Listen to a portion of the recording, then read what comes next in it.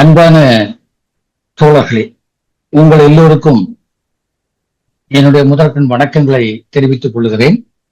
இன்றைக்கு ஜீவானாவா சிந்தனை பள்ளியினுடைய 501வது மெய்நிகர் மேடைக்காக நாம் இங்கே குழுமியிருக்கிறோம்.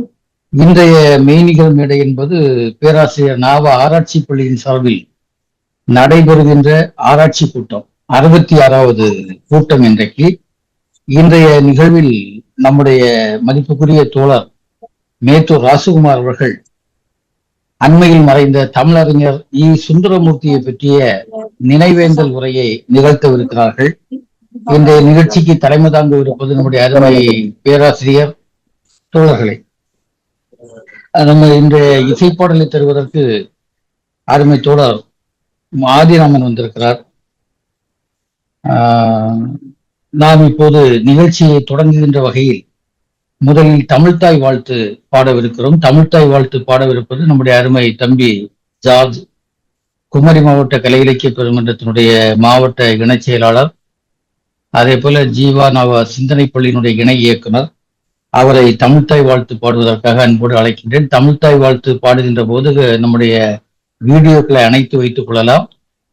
மரியாதை கொடுக்கின்ற வகையில் எழுந்து நின்று மரியாதை கொடுக்கும்படி அன்போடு கேட்டுக்கொள்கிறேன்.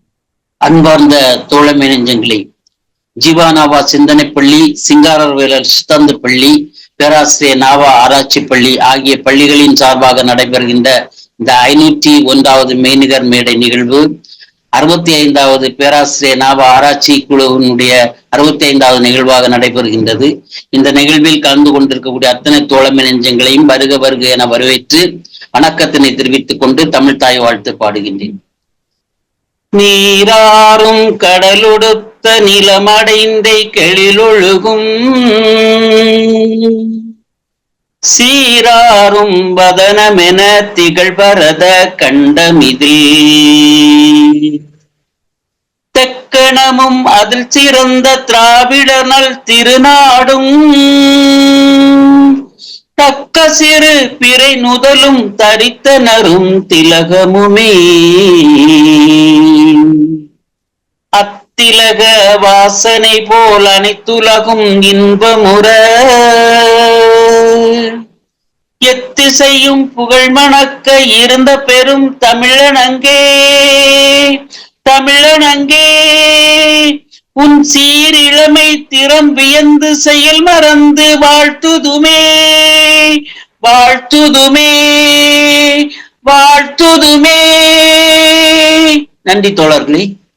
தோழர்களே, இன்றைய நிகழ்வுகளில் புத்தருடைய மொழியாக இன்றைக்கு நாம் பார்க்கவிருப்பது,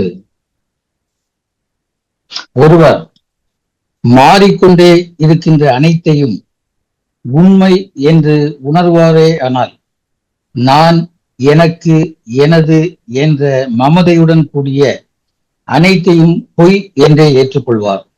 உண்மையில் நான் என்ற ஒன்று இல்லவே இல்லை. வெறும் உரையாடல் வசதிக்காகவே நான் என்ற சொல்லை நாம் பயன்படுத்துகிறோம். நன்றி. அதே போல வள்ளுவர் மொழியை தருவதற்காக நம்முடைய பேராசிரியர் நான் ராமச்சந்திரன் அவர்களை அன்போடு அழைக்கின்றேன். தோழர்கள் எல்லாருக்கும் வணக்கம். இன்றைய குறள் மொழி பொருட்பாலில் அரசியல் பகுதியில் தெரிந்து வினையாடல் என்கின்ற அதிகாரத்தில் இதனை இதனால் இவன் முடிக்கும் என்றாய்ந்து அதனை அவன்கண் விடல், எச்செயலை எக்கருவியால் எவன் முடிக்க வல்லவன் என்று தெளிந்து அச்செயலை அவனிடம் முழுமையாக ஒப்படைத்தல் சிறந்தது. சிற்பி பாலசுப்ரமணியன் உரை. நன்றி ராமச்சந்திரன். அடுத்த நிகழ்வாக இன்றைய நிகழ்வினுடைய இசைப்பாடல்.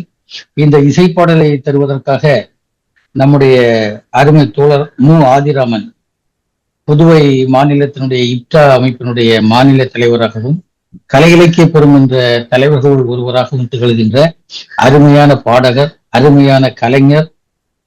அவரை அன்போடு இசைப்பாடல் தருவதற்காக அழைக்கின்றேன். அன்பான தோழர்களுக்கு இனிய மாலை வணக்கம். எனக்கு சங்க காலத்தில் தமிழ்ச்சங்கம் எவ்வாறு செயல்பட்டதோ அவ்வாறு பள்ளிகள் அமைத்து என சமண பள்ளிகள், ஆசீவக பள்ளிகள், பௌத்த பள்ளிகள் அமைத்து சிறப்பாக செயல்பட்டதாக வரலாறுகள் கூறுகின்றன. அதுபோல ஜீவானாவா சிந்தனை பள்ளி, சிங்காரவேலர் பள்ளி, நம்ம நாவா ஆராய்ச்சி பள்ளி என பல பள்ளிகளை நடத்தி கொண்டிருக்கின்ற நமது தோழர்களுக்கு அன்பான வாழ்த்துக்களை தெரிவித்துக் கொண்டு, அருமை கவிஞர் எழுத்தாளர் இ. சுந்தரமூர்த்தி அவர்கள் நினைவு போற்றும் விதமாக ஒரு பாடல். இந்த பாடலை இயற்றியவர் கவிஞர் பரிணாமன் அவர்கள். இந்த நிகழ்விற்கு மிகவும் பொருத்தமான பாடலாக இருக்கும் என்ற எண்ணத்தில் இந்த பாடலை இங்கே பதிவிடுகின்றேன். இன்பத்தின் மறுபெயர் துன்பம் அல்லவா, ரெண்டு பக்கம் இல்லா நாணயம் உள்ளவா, ஜனனத்தின் மரணம் ஒரு மரணத்தில் ஜனனம், பார்த்த விழி தேய்ந்து விடும் பௌர்ணமி பௌர்ணமிதான், பார்த்த விழி தேய்ந்து விடும் பௌர்ணமி பௌர்ணமிதான், கேட்ட செவி வேறுபடும் கீதமோ கீதம்தான், கேட்ட செவி வேறுபடும் கீதமோ கீதம்தான், நாவின் சுவை மாறுபடும் அறுசுவை உணவுதான், நாவின் சுவை மாறுபடும் அறுசுவை உணவுதான், நாசிக்குள் நுழையாது பழகிய மூச்சுதான், நாசிக்குள் நுழையாது பழகிய மூச்சுதான், ஆலமரம் விதைக்குள்ளே அடங்குதல் மரணமாம், ஆலமரம் விதைக்குள்ளே அடங்குதல் மரணமாம், அந்த விதை மண் பிளந்து வருவது ஜனனமாம், அந்த விதை மண் பிளந்து வருவது ஜனனமாம், ஜனனத்தில் மரணம் ஒரு மரணத்தில் ஜனனம், கொண்டு வந்ததொன்றுமில்லை விட்டு செல்வதேதுமில்லை, கொண்டு வந்ததொன்றுமில்லை விட்டு செல்வதேதுமில்லை என்று சொல்லும் வேதாந்தம் எமக்கதில் இஷ்டமில்லை, என்று சொல்லும் வேதாந்தம் எமக்கதில் இஷ்டமில்லை, கொண்டு வந்தது உலகம் விட்டு செல்வது உலகம், கொண்டு வந்தது உலகம் விட்டு செல்வது உலகம், நன்றி சொல்ல வேண்டுமென்றால் நாம் இசைக்கும் பாடல் உண்டு, நன்றி சொல்ல வேண்டுமென்றால் நாம் இசைக்கும் பாடல் உண்டு, விட்ட இடம் மறவாமல் மீண்டும் அந்த புத்தகத்தை, விட்ட இடம் மறவாமல் மீண்டும் அந்த புத்தகத்தை பற்றி கொள்ள நான் வருவேன் படிப்பதில் ஆசை கொண்டு, பற்றி கொள்ள நான் வருவேன் படிப்பதில் ஆசை கொண்டு, ஜனனத்தில் மரணம் ஒரு மரணத்தில் ஜனனம், இன்பத்தின் மறுபெயர் துன்பம் அல்லவா, ரெண்டு பக்கம் இல்லா நாணயம் உள்ளவா, ரெண்டு பக்கம் இல்லா நாணயம் உள்ளவா. நன்றி நன்றி சொல்றேன். நன்றி ஆதிராமன். இன்றைய இந்த நினைவேந்தல் நிகழ்ச்சிக்கு ஏற்ற முறையில் ஒரு அற்புதமான ஒரு பாடலை நீங்கள் இங்கே பாடியிருக்கிறீர்கள்.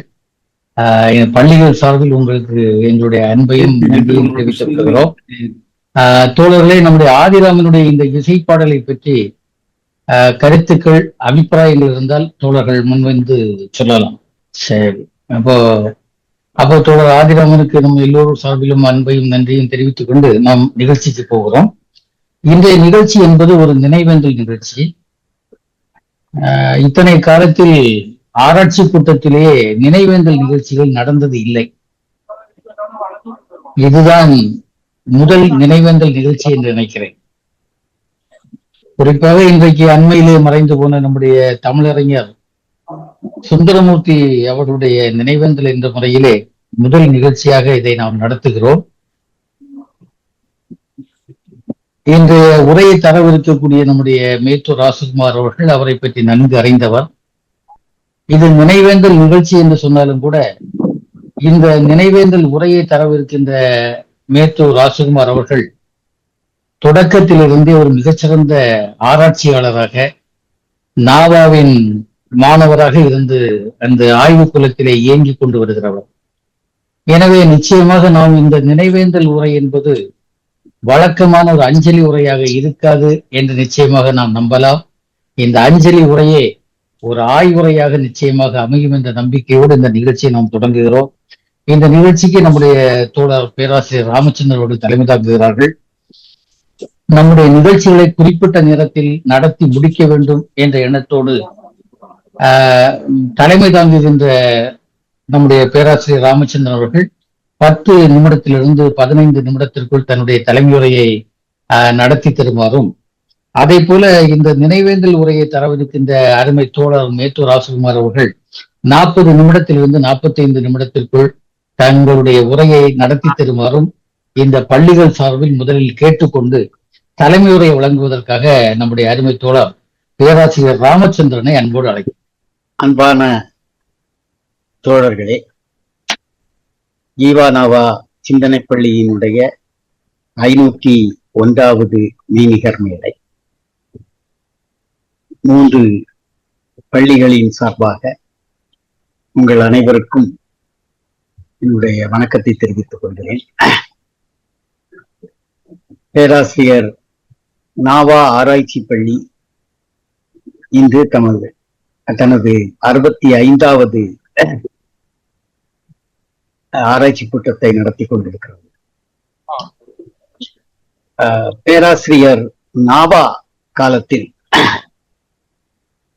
ஆராய்ச்சி கூட்டங்களிலும் ஆராய்ச்சி இதழிலும் பங்களித்தவர்கள்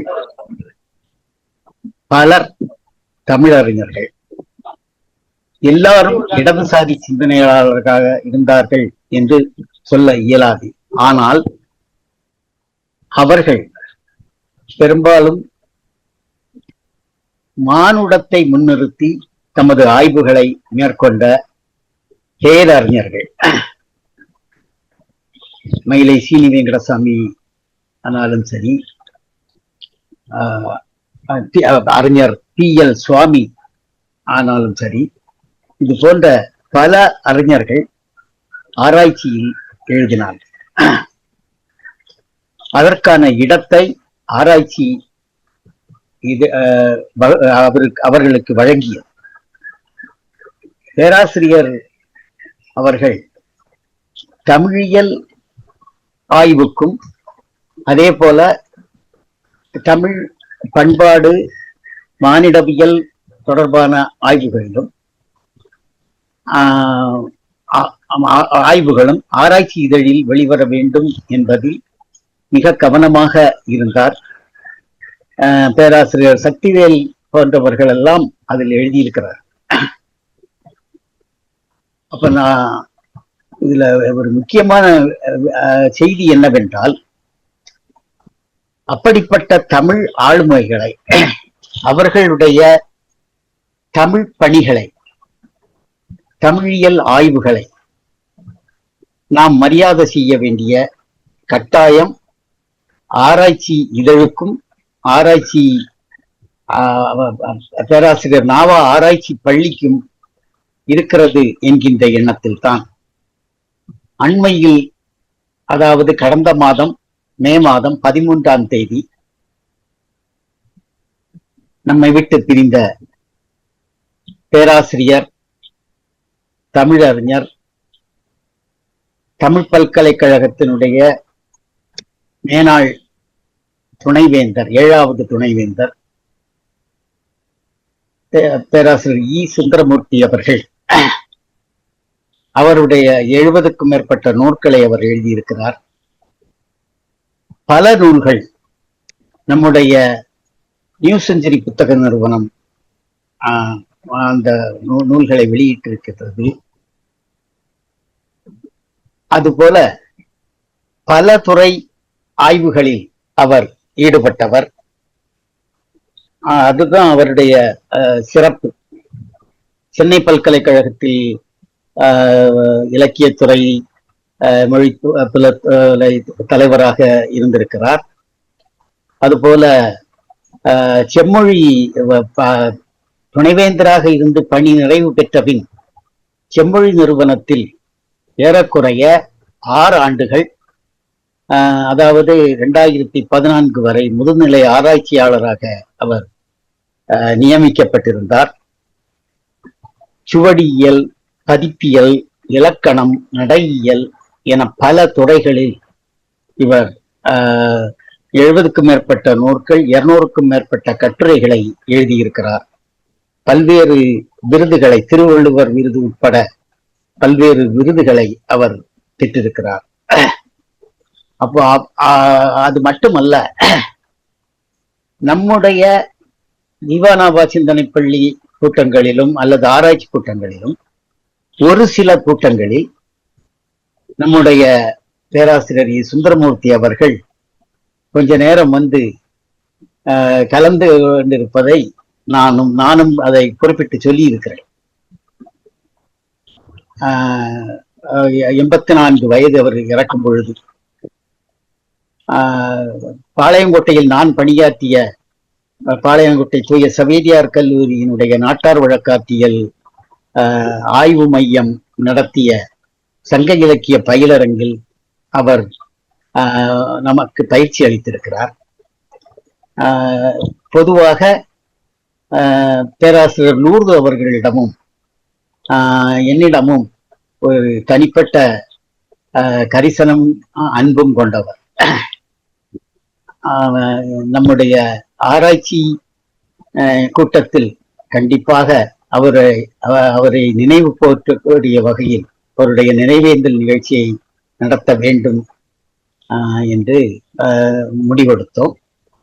அதற்கு அவரை பற்றி பேசுவதற்கு பொருத்தமான நபர் யார் என்று யோசிக்கின்ற போது நமக்கு கூப்பிட்டவுடன் எந்த நேரமும் ஜீவானாவா சிந்தனை பள்ளி, சிங்காரவேலர் சித்தார்த்தம் பள்ளி, பேராசிரியர் நாவா ஆராய்ச்சி பள்ளி உடனடியாக வந்து அன்போடு தன்னுடைய பங்களிப்பினை செலுத்தி வரக்கூடிய நம்முடைய தோழர் மேத்தூர் அவர்கள். இந்த 2 பேரும் மிக நெருங்கிய நண்பர்கள். அவரிடம் பேசுகின்ற போது இவ்வளவு நெருக்கமான இருந்திருக்கிறார்கள் என்பது பற்றி எல்லாம் சில செய்திகளை கூட அவர் கூறினார். அந்த நெருக்கமான நண்பரை பற்றி அவர் பேசுவதற்கு பொருத்தமானவர் அவர்தான் என்கின்ற காரணத்தில் அவரை அன்போடு அழைத்தோம். அவரும் வருவதாக ஒப்புக்கொண்டு பொழுது வந்திருக்கிறார். நம்முடைய நிகழ்வை, ஒரு நினைவேந்தல் நிகழ்வை, ஒரு மறைந்த மாபெரும் தமிழறிஞர் அவர்களுக்கு உரிய மரியாதையை ஆராய்ச்சி பேராசிரியர் நாவா ஆராய்ச்சி பள்ளி வழங்குகிறது என்று கூறி என்னுடைய தலைமை உரையை முடித்துக் கொள்கிறேன். நன்றி. நன்றி ராமச்சந்திரன் அவர்களே. பேராசிரியருடைய ஒரு மரபை அருமையாக நீங்கள் எடுத்து சொன்னீர்கள். ஆராய்ச்சி பத்திரிகையிலே அந்த ஆராய்ச்சி பத்திரிகை என்பது வெறுமனே இடதுசாரிகளுக்கு மட்டுமல்ல, இடதுசாரி வட்டாரத்திற்கு வெளியே இயங்கிக் கொண்டிருந்த, ஜனநாயக வட்டாரத்திலே இயங்கிக் கொண்டிருந்த ஆராய்ச்சியாளர்களுக்கும் பேராசிரியர் இடமளித்தார் என்ற ஒரு விஷயம் என்பது மிக முக்கியமான ஒன்றாக கருதுகிறோம். ஏறத்தாழ அதே மரபைத்தான் ஜீவானாவா சிந்தனை பள்ளி, பேராசிரியர் நாவாவுடைய ஆராய்ச்சி பள்ளியிலும் நாம் தொடர்ச்சியாக செய்து கொண்டிருக்கிறோம். ஏனென்றால் நமக்கு இதுல நம்முடைய ஒரு வட்டாரம் மட்டும் போதாது. இதற்கு இணையாக இயங்கக்கூடிய ஜனநாயக வட்டாரமும் நமக்கு மிகவும் தேவை என்பதை அருமையாக சொன்னீர்கள். இன்றைய நிகழ்ச்சியிலே நமக்கு உரையாற்ற வரக்கூடிய தோழர் மேத்தூர் ராஜ்குமார் அவர்கள் தமிழ்நாடு முழுவதும் அறிவுலகத்திலே மேத்தூரா என்று சொன்னால் போதும், அது ஒரு சென்சேஷனை கிளப்பக்கூடிய ஒரு பெயர் மேத்தூரா என்பது. அதற்கு காரணம் என்பது அவர் ஒரு ஆய்வாளராக மட்டும் இல்லை என்பதுதான். ஒரு கல்லூரியிலே பணியாற்றி ஒரு ஆய்வாளராக இல்லாமல் அவர் கல்லூரிக்கு வெளியே உருவான ஒரு ஆய்வாளராகத்தான் நாம் பார்க்கிறோம். ஏனென்றால் அவர்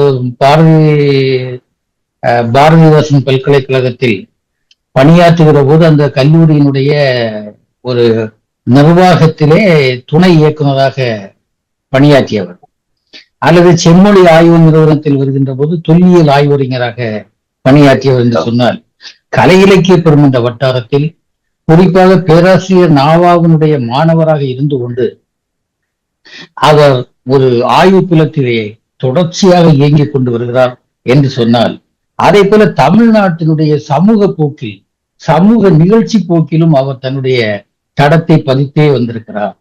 குறிப்பாக தமிழ்நாட்டினுடைய அரசியல் உலகத்தில், அந்த அரசியல் உலகத்தினுடைய இயக்கங்களோடும் கூட அவர் தொடர்ச்சியாக தொடர்பையும் வைத்திருந்தார், அதில் இயங்கி வந்திருந்தார் என்று சொல்லுகிற போது, மேத்தூரா என்று சொல்லக்கூடிய நம்முடைய தோழமையினுடைய அந்த அடையாளம் என்பது பன்முக அடையாளமாக இருக்கு. ஒரு வகையிலே தமிழ் சார்ந்து, தமிழ் மரபு சார்ந்து, இது எப்படிப்பட்ட மரபு என்பதை எல்லாம் அவர் மிக விரிவாக ஆய்ந்தது மட்டுமல்லாமல் அதை ஒட்டி தொடர்ச்சியாக நமக்கு சொற்பொழிவுகளையும் உரைகளையும் தந்து கொண்டிருக்கிறார் என்பதை நாம் அறிவோம். குறிப்பாக ஜீவனாவா சிந்தனை பள்ளியிலே அவர்கள் ஆற்றி வரக்கூடிய பண்டை தமிழ் சமூகம் அறிந்ததும் அறியாததும் என்ற தொடர் உரையாடல் என்பது மிகுந்த கவனத்தை பெற்று வருகிறது. எல்லா தோழர்களும் அவரோடு வேண்டிக் கொள்வது, இந்த உரைகளை எல்லாம் நீங்கள் உடனடியாக தொகுத்து நூலாக ஆக்கி தமிழுக்கு தர வேண்டும் என்ற ஒரு எண்ணத்தை எல்லோருமே சொல்லி வருகிறார்கள் என்று சொன்னால், அந்த ஒவ்வொரு உரையிலும் அவர் நம்முடைய தமிழ்நாட்டினுடைய பொது புத்தியிலே இருக்கக்கூடிய பல கருத்தோட்டங்களை தகர்த்தெறிகிறார் அல்லது உடைத்தெறிகிறார் என்ற காட்சியை நாம் தொடர்ச்சியாக பார்த்து வருகிறோம். நேற்று கூட ஜீவனாவா சிந்தனை பள்ளியினுடைய 500வது நிகழ்வு இந்திய கம்யூனிஸ்ட் கட்சியினுடைய பொதுச் செயலாளர் தோழர் ராஜா அவர்கள் வந்திருந்தார்கள். அந்த நிகழ்வுக்கு தலைமை தாங்குவதற்கு நம்முடைய தோழர் மேத்தூர் அவர்களைத்தான் கேட்டிருந்தோம். அவர்கள் நேற்றைக்கு தலைமையுரையில் ஆற்றிய அந்த உரை என்பது அதுவே ஒரு ஆய்வுரையாக இருந்தது என்பதை நான் இந்த இடத்திலே சொல்லிக்கொள்ள விரும்புகிறேன். அந்த நிகழ்ச்சியினுடைய தலைமுறை என்பதை விட அவர் உண்மையை சொன்னால் தமிழ்நாட்டினுடைய ஒரு மரபு உரிமை என்னது இருக்கு, தமிழ்நாட்டில் இருக்கக்கூடிய சிந்தனை மரபு எங்கிருந்து தொடங்கி எப்படி நகர்ந்து வந்து இன்றைக்கு சமகாலத்தில் இந்த நூற்றாண்டில் அந்த மரபுகள் எல்லாம் எப்படி இருக்கின்றன, அப்படி இருக்கக்கூடிய தமிழ்நாட்டினுடைய மரபு என்பது தென்னிந்தியாவில் இருக்கக்கூடிய மற்ற மாநிலங்களுடைய மரபுகளில் இருந்து அது எப்படி வேறுபட்டு நிற்கிறது, அல்லது இந்தியாவில் இருக்கக்கூடிய மற்ற மரபுகளில் இருந்து எப்படி வேறுபட்டு நிற்கிறது என்பதையெல்லாம் மிக நுட்பமாக அவர்கள் நேற்றைக்கு ஒரு ஆய்வுரையாக தந்தார். தலைமுறை என்று நான் சொல்ல மாட்டேன், அது ஒரு ஆய்வுரை. அதே பொறுமையில் இனி ஒரு தனி உரையை நாம் தனி உரையை ஆற்றுவதற்கு ஏற்பாடு செய்ய வேண்டும். அந்த அளவுக்கு அது மிக ஆழமான நுட்பமான ஒரு உரையாக இருந்தது. அப்படிப்பட்ட ஒரு அருமையான மார்க்சிய சிந்தனையாளர், பேராசிரியருடைய மாணவர் என்ற பெருமையும் அவருக்கு உண்டு. அவரை இந்த நிகழ்ச்சியில் தமிழறிஞர் சுந்தரமூர்த்தி அவர்களை பற்றியுள்ள அந்த நினைவேந்தல் உரையை தருவதற்கு மிக்க அன்போடு அழைக்கின்றேன்.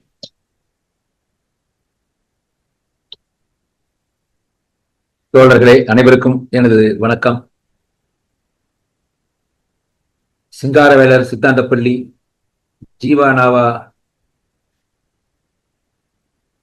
ஆய்வுப்பள்ளி, பேராசிரியர் நா. வானமாமலை ஆய்வுப்பள்ளி ஆகிய 3 அமைப்புகளின் வழியாக அதனுடைய இயக்குநர்களாக இருந்து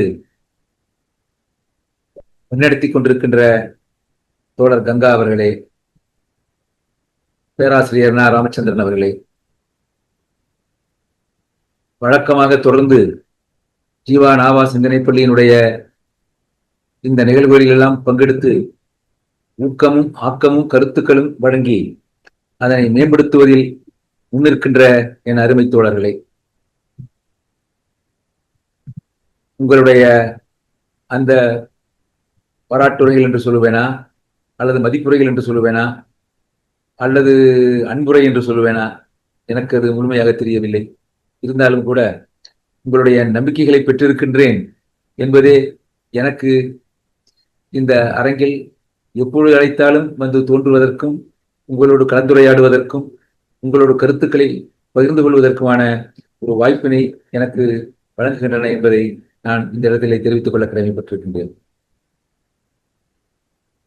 பேராசிரியர் நண்பர் தோழர் கங்கா அவர்கள் கூறியது போல, பேராசிரியர் நா. ராமச்சந்திரன் அவர்கள் எடுத்துக்காட்டியது போல, இந்த அரங்கில் ஜீவானாவா சிந்தனை பள்ளி, சித்தாந்த பள்ளி, சிங்காரவேலர் சித்தாந்த பள்ளி, பேராசிரியர் நாவா ஆய்வுப்பள்ளி ஆகியவற்றின் சார்பில் நடக்கின்ற முதல் இளைஞர் கூட்டமாக இது அமைகின்றது என்று அவர்கள் கூறினார்கள். உண்மையிலேயே ஒரு தக்காருக்காகத்தான் இந்த கூட்டம் நிகழ்கிறது என்பதில் நான் பெருமகிழ்ச்சி அடைகின்றேன். ஏனென்றால் சுந்தரமூர்த்தி என்கின்ற அந்த பேராசிரியர் அல்லது தமிழறிஞர், நாங்கள் எல்லாம் ஈசு என்று அன்போடு அழைக்கப்படுகின்ற அவர் இதற்கு மிகவும் பொருத்தமானவர் என்பதோடு நம் இயக்கத்தோடும் நம்முடைய கொள்கைகளோடும் கோட்பாடுகளோடும் நடைமுறைகளோடும் பெரும்பாலும் இணைந்து அவர் இருந்தவர் என்பதை நான் இந்த இடத்திலே சொல்லிக்கொள்ள கடமைப்பட்டிருக்கிறேன். அவர் கங்கா அவர்கள் குறிப்பிட்டது போல இதை ஒரு ஆய்வுரையாக நிகழ்த்துகின்ற ஒரு சூழல் இப்பொழுது இல்லை என்று நான் கருதுகின்றேன். ஏனென்றால் படைப்புகளை எல்லாம் படித்து அவருடைய படைப்புகளிலே இருக்கின்ற அந்த அடுத்த கட்ட புதுமைகளுக்கு அவர் எப்படி வழி ஏற்படுத்தி தந்தார் என்பதை பகிர்ந்து கொள்கின்ற அந்த சூழல் இப்பொழுது நமக்கு அமையவில்லை என்றுதான் எனக்கு தோன்றுகிறது. ஏனென்றால் குறுகிய காலத்தில் அவற்றையெல்லாம் படித்து அவற்றுடைய சிறப்புகள் எல்லாம் எடுத்துக் கூறுகின்ற நிலையில் உண்மையிலேயே இப்பொழுது ஒரு வாய்ப்பு அமையவில்லை என்பதை இந்த இடத்திலே நான் சுட்டிக்காட்ட கடமைப்பட்டிருக்கின்றேன்.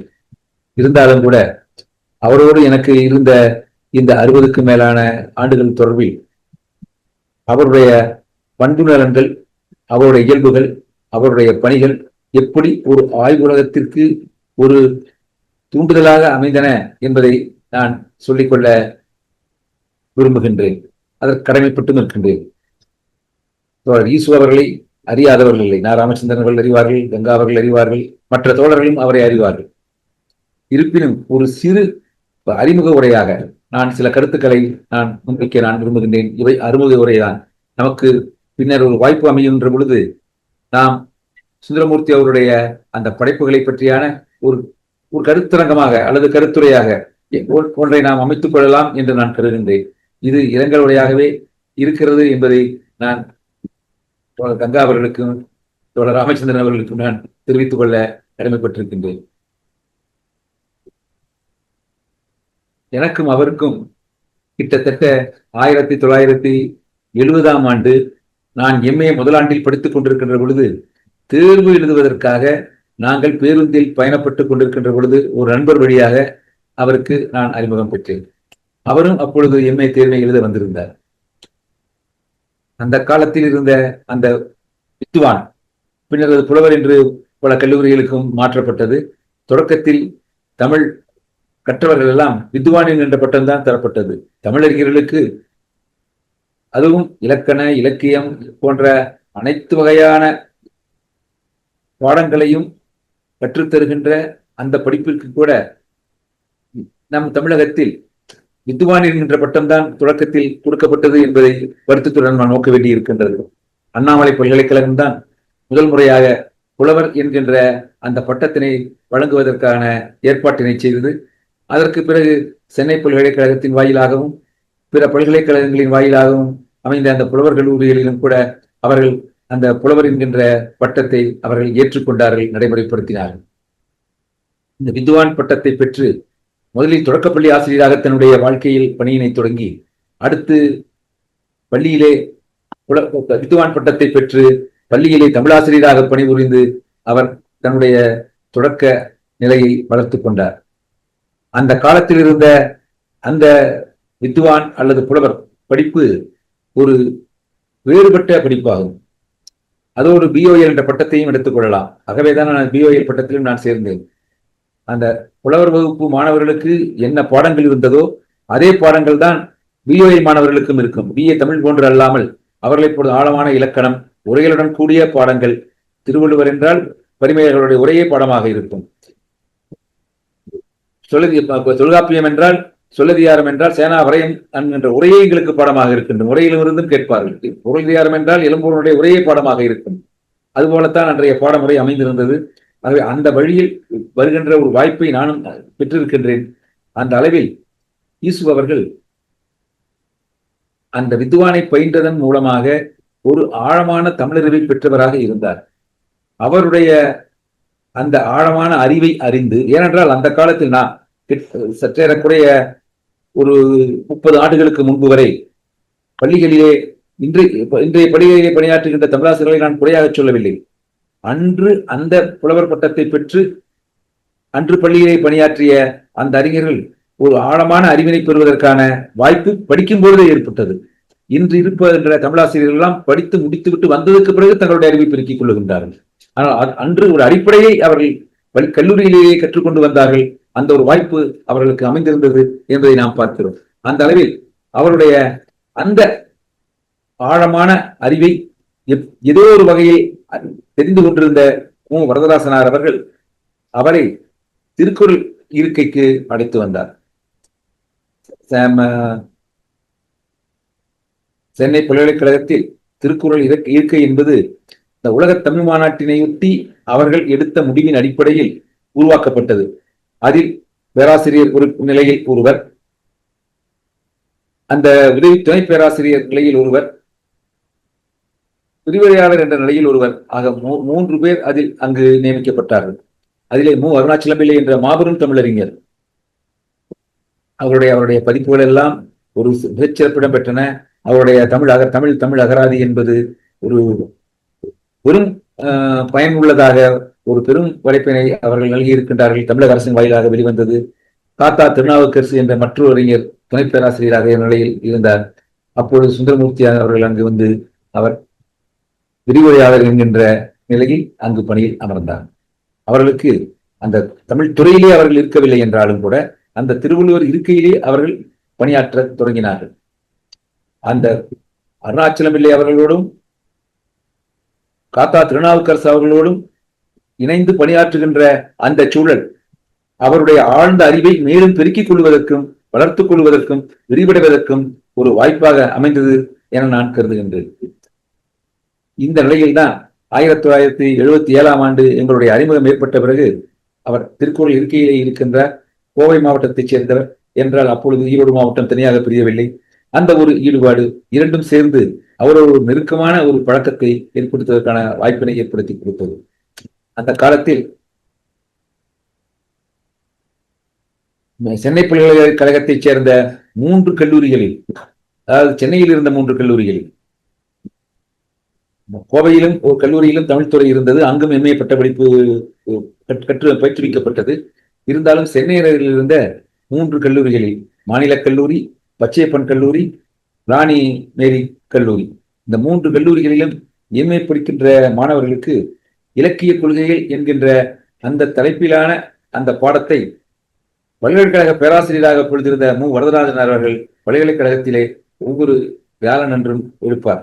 அந்த வியாழன்று மாலையில் எல்லோ மாணவர்களும் அங்கு வந்து விடுவார்கள். அவருடைய அவர்களுடைய அந்த பயிற்றுவிக்க முறையே உடைய பேச்சு போலவே அவருடைய எழுத்துக்கள் போலவே ஒரு இயல்பாக ஒரு எந்த வகையான ஒரு நெருடலும் இல்லாமல் இருக்கும். அவரிடம் படிக்கின்ற அந்த வாய்ப்பினை நாங்கள் பெற்றிருந்தோம். அப்பொழுது அங்கு வருகின்ற பல்கலைக்கழக அரங்கத்திற்கு வருகின்ற பொழுது எங்களுடைய வகுப்பு நடப்பதற்கு நேர் கீழே இருக்கின்ற அந்த தரைத்தளத்தில்தான் திருவள்ளுவர் இருக்கையும் இருந்தது. ஆகவே அங்கு சென்று ஒவ்வொரு முறையும் அவரை வரும் பொழுதோ அல்லது வந்து திருப்பி செல்லுகின்ற பொழுதோ அவரை பார்த்து பழகுகின்ற ஒரு வாய்ப்பினை நான் பெறுவது எங்களுடைய உறவு தொடர்ந்து இருப்பதற்கு ஒரு உறுதுணையாக அமைந்தது. நான் PhD படிப்பிற்காக நான் கோவை சென்று விட்டேன். கோவை சென்று விட்ட பிறகும் கூட நான் அந்த PhD படிப்புக்கான அந்த தேர்வு நிலைகளுக்காக ஒரு 3 தேர்வு என்று சொல்வதை விட 3 நேர்காணல் போன்ற ஒரு நிலை இருக்கும். அந்த நிலைக்கு நான் சென்னை வருகின்ற பொழுது அந்த ஒவ்வொரு முறையும் அவரை சந்தித்து என்னுடைய உறவை நான் புதுப்பித்துக் கொண்டுதான் இருந்தேன்.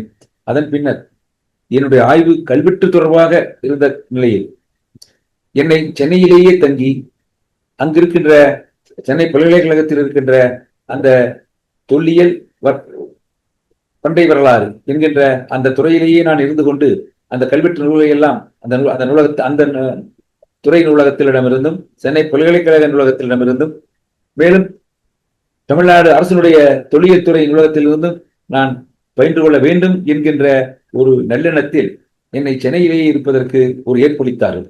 அதற்காக உண்மையிலேயே நான் மிகவும் எனக்கு ஒரு வாய்ப்பாக அமைந்தது அதுதான். ஒரு வகையில் சென்னையிலிருந்து கட்சி இயக்கங்கள் என்பதோடு தொடர்பு கொள்வதற்கான ஒரு வாய்ப்பு. என்றால் சென்னை விட்டு எனக்கு கோவையிலே சென்று PhD செய்வது எனக்கு விருப்பமே இல்லைதான். ஆனால் அன்று சென்னை பல்கலைக்கழகத்திலே மூவாவிற்கு பிறகு PhD ஆய்வினை வழிகாட்டுவதற்கான தகுதி படைத்தவர்கள் அன்று இல்லை. சஞ்சீவி அவர்கள் அன்று துணை பேராசிரியராக இருந்தாலும் கூட அவர் PhD மாணவர்களை வழிகாட்டுவதற்கான தகுதியினை அப்போது பெற்றிருக்கவில்லை. ஆகவே மூவா அவர்கள் இங்கிருந்து பணி நிறைவு பெற்று மதுரை பல்கலைக்கழகத்திற்கு துணைவேந்தராக சென்று விட்டார். ஆகவே அன்றைய நிலையில் இருவர் தான் இருந்தார்கள். ஒருவர் மாநில கல்லூரியிலே பேராசிரியராக இருந்த மே சுந்தரம் அவர்கள், இன்னொருவர் ராய ஞானமூர்த்தி அவர்கள் பூசாக்கா கலைக்கல்லூரியிலே கோவை. ஆகவே அங்கு நான் போய் சேர வேண்டிய ஒரு தேவை ஏற்பட்டது. நம்முடைய அருமை தோழர் வழக்கறிஞர், மூத்த வழக்கறிஞர் நான் வானமாமலை அவர்களுடைய ஒத்துழைப்பின் கீழ் அப்பொழுது துணைவேந்தராக இருந்த சுந்தரமணிவேல் அவர்கள் என்னை அங்கு அனுப்பி வைத்தார்கள். ஓராண்டிற்குள்ளேயே, ஓராண்டில் 3 திங்கள்கள் என்று நினைக்கின்றேன், அல்லது 1.5 ஆண்டுகள் என்று வைத்துக் கொள்ளலாம். அந்த 1.5 ஆண்டுகளுக்குள் நான் சென்னையில் இருப்பதற்காக நான் வந்துவிட்டு தொல்லியல் துறையிலே எனக்கு இருக்கையும் தந்தார்கள். அங்கேயே அமர்ந்து கொண்டு அந்த நூலகத்தை நான் பயன்படுத்திக் கொண்டிருந்தேன். காலையில் 8 மணிக்கு நூலகம் தொடங்கும், மாலையில் 8 மணிக்கு அது மூடப்படும். முதல் ஆளாக நான் நுழைவேன், கடைசி ஆளாக நான் வெளியே வருவேன்.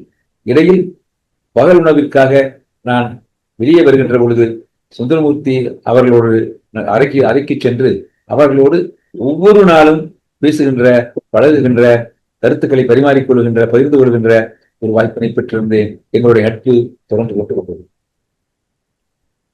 அந்த திருக்குறள் இருக்கையிலிருந்து அடுத்து அந்த திருக்குறள் இருக்கையினுடைய பணிகளில் இருந்து அவர் துறைக்கு வருவதற்கான ஒரு வாய்ப்பு ஏற்பட்டது.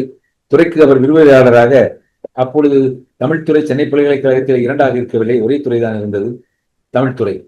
அந்த தமிழ்துறையில் விரிவுரையாளராக அவர் பணியில் சேர்ந்தார். சென்னை பல்கலைக்கழகம் அந்த தமிழ்துறையில் அவர் எதிர்கொண்ட அந்த சிக்கல்கள், எதிர்கொண்ட அந்த இறுக்கங்கள், அந்த தடைகள், அந்த எந்த சொற்களில் சொல்வது என்று எனக்கு தெரியவில்லை, அவருக்கு இழைக்கப்பட்ட அந்த அநீதிகள் ஆகியவற்றையெல்லாம் பட்டியலிட்டால் மிக பெரிதாக போகிறது. அதையெல்லாம் சமாளித்துக் கொண்டு, அதையெல்லாம் உள்வாங்கிக் கொண்டு அவர் அந்த துறையிலே அவர்கள் பணியாற்றிக் கொண்டிருந்தார்கள். அப்பொழுதுதான் நான் மக்கள் அச்சகம் என்கின்ற அந்த மக்கள் வெளியீடு என்கின்ற நிறுவனத்தையும் மக்கள் அச்சகத்தையும் நான் தொடங்கியிருந்தேன். 1974 நவம்பர்-டிசம்பரில் என்னுடைய மக்கள் வெளியீடு நூல், முதல் நூல் பாலதண்டாயத்தினுடைய ஆயுள் தண்டனை அனுபவங்கள் வெளிவந்தது.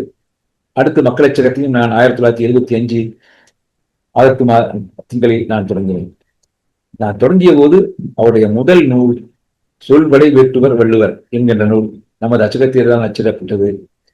அப்பொழுது எங்களுக்கு மேலும் அவர் அச்சகத்திற்கு வருவதும், நான் அச்சகத்திலிருந்து அவரை நான் அங்கு ஆய்வு பணி போது அவரை அடிக்கடி நான் காண்பதும் எங்களுக்குள்ள உறவுகளை மிகவும் நெருக்கமான ஒரு நட்பு உறவாக மலர்ந்தது. அப்பொழுது அவருக்கு திருமணமாக இருக்கவில்லை. அவர் திருவல்லிக்கேணியிலே இருக்கின்ற அந்த திருமணம் ஆகாதவர்களுடைய ஒரு பெரும் வாய்ப்பு இருக்கின்ற பல விடுதிகள் அங்கு இருக்கின்ற, அதில் ஒரு விடுதியில் அவர் தங்கியிருந்தார். பட் நான் விடுதியில் அவரை சந்திப்பதற்கான வாய்ப்பு எனக்கு ஒரு முறைதான் கிடைத்திருக்கின்றது. நான் விடுதிக்கு செல்கின்ற வாய்ப்பு எனக்கு அமையவில்லை. இருந்தாலும் கூட அந்த விரிவுரையாளர் பணியில் இருக்கின்ற பொழுது அவர் தற்காலிக வழக்கமான அந்த பல்கலைக்கழக நடைமுறைகளின்படி தற்காலிக விரிவுரையாளராகத்தான் அவர் நியமிக்கப்பட்டார். அது தற்காலிகமான அது ஒரு இருக்கையாகத்தான் அது கருதப்பட்டது. இருந்தாலும் கூட அன்றைய சூழ்நிலையில் மற்றவர்களே எல்லாம்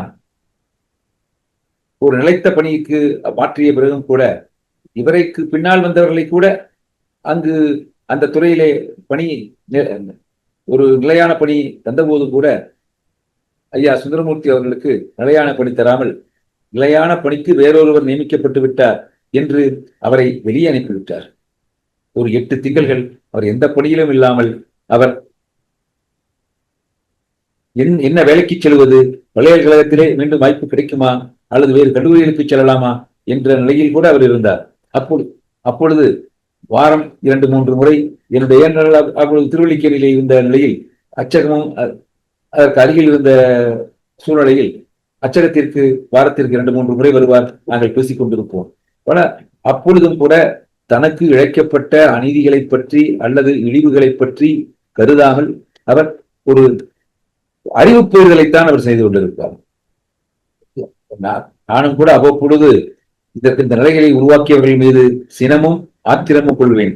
அவரும் சிரித்துக் கொண்டே, எல்லாவற்றுக்கும் சிரித்துக் கொள்வார், சிரித்துக் கொண்டே நடப்பது நடக்கட்டும் பார்க்கலாம் என்றுதான் சொல்லுவார். உங்களுடைய அறிவுக்கும் ஆற்றலுக்கும் சிறப்புக்கும் இடையில் வேறு உங்களுக்கு பணி கிடைக்காமல் போய்விடாது என்று நான் ஆறுதல் கூறுவேனே தவிர அவர் அதை சிரித்த மனத்தோடவே அவர் ஏற்றுக்கொண்டிருப்பார். எதிர்பாராத வகையில் நேரடியாக துணை பேராசிரியருக்கான ஒரு நேர்காணல் நடந்தது. அதில் அவர் தேர்ந்தெடுக்கப்பட்டார். நேரடியாக அவர் துணை பேராசிரியராக என்கின்ற அந்த அளவிலே அவர் தேர்ந்தெடுக்கப்பட்டார். அப்பொழுதும் கூட அந்த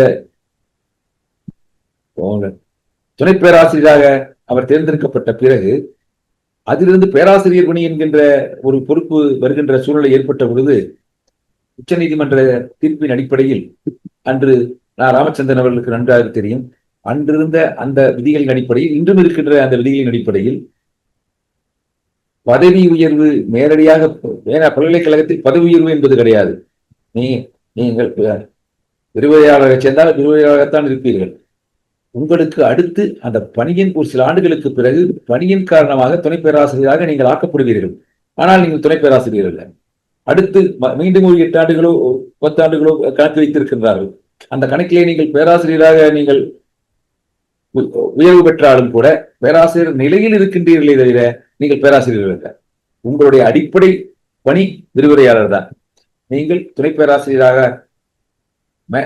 முன்னேற்றம் அடைந்து பேராசிரியராக நீங்கள் உயர்வு பெற்றாலும் கூட உங்களுடைய பொறுப்பு விரிவுரையாளர் என்ற பொறுப்பாகத்தான் இருக்கும்.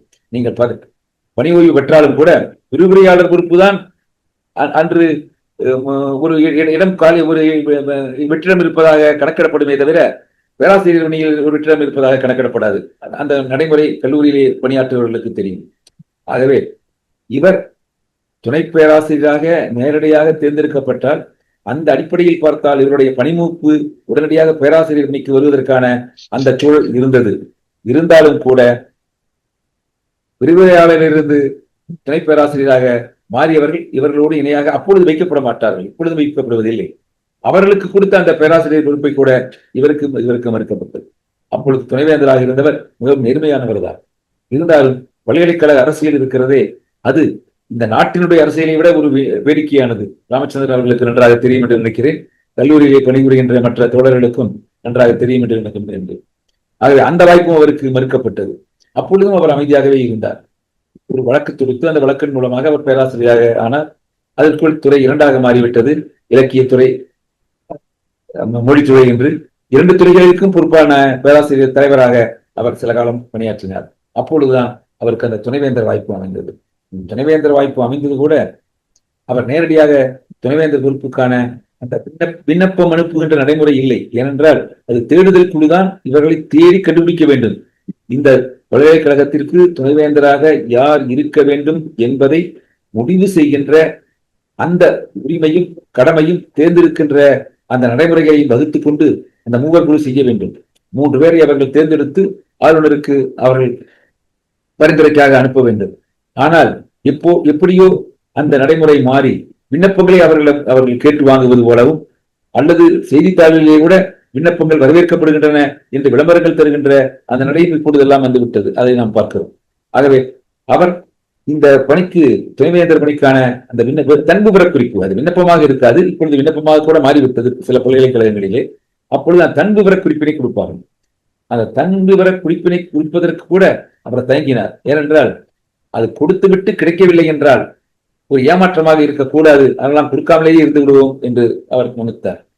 நானும் என்னுடைய இனிய நண்பர் மாரா ராசமாணிக்கனார் அவர்களுடைய இளைய மகன் மாரா அரசு அவர்கள் பச்சைப்பட் கல்லூரியில் பேராசிரியராக இருந்து ஓய்வு பெற்ற பின் அண்மையில் தான் 2-3 ஆண்டுகளுக்கு அந்த கொரோனா காலத்தில் தான் அவர் ஒரு மறைந்தார். அருமையான தமிழறிஞர், ஆர்வம் உள்ளவர். அவர் சுந்தரமூர்த்தி அவர்களின் நானும் அவரும் வற்புறுத்தி அந்த ஒரு தங்குவர குறிப்பினை நீங்கள் ஏற்பாடு செய்து அணியப்படுத்தி வைத்துக் கொள்ளுங்கள், அதை என்னிடம் தந்துவிடுங்கள், சூழ்நிலை இருக்கின்ற பொழுது அதை தரலாம் என்கின்ற ஒரு எண்ணத்தினை அவர் மனதில் பதிய வைத்து வற்புறுத்தி வலியுறுத்தி அவரிடமிருந்து அதை பெற்று நான் வைத்திருந்தேன். எதிர்பாராத விதமாக அந்த தேடுதல் குழுவிலே வந்தவர்கள் ஒருவர் எனக்கு அறிமுகமானவராக இருந்தார்.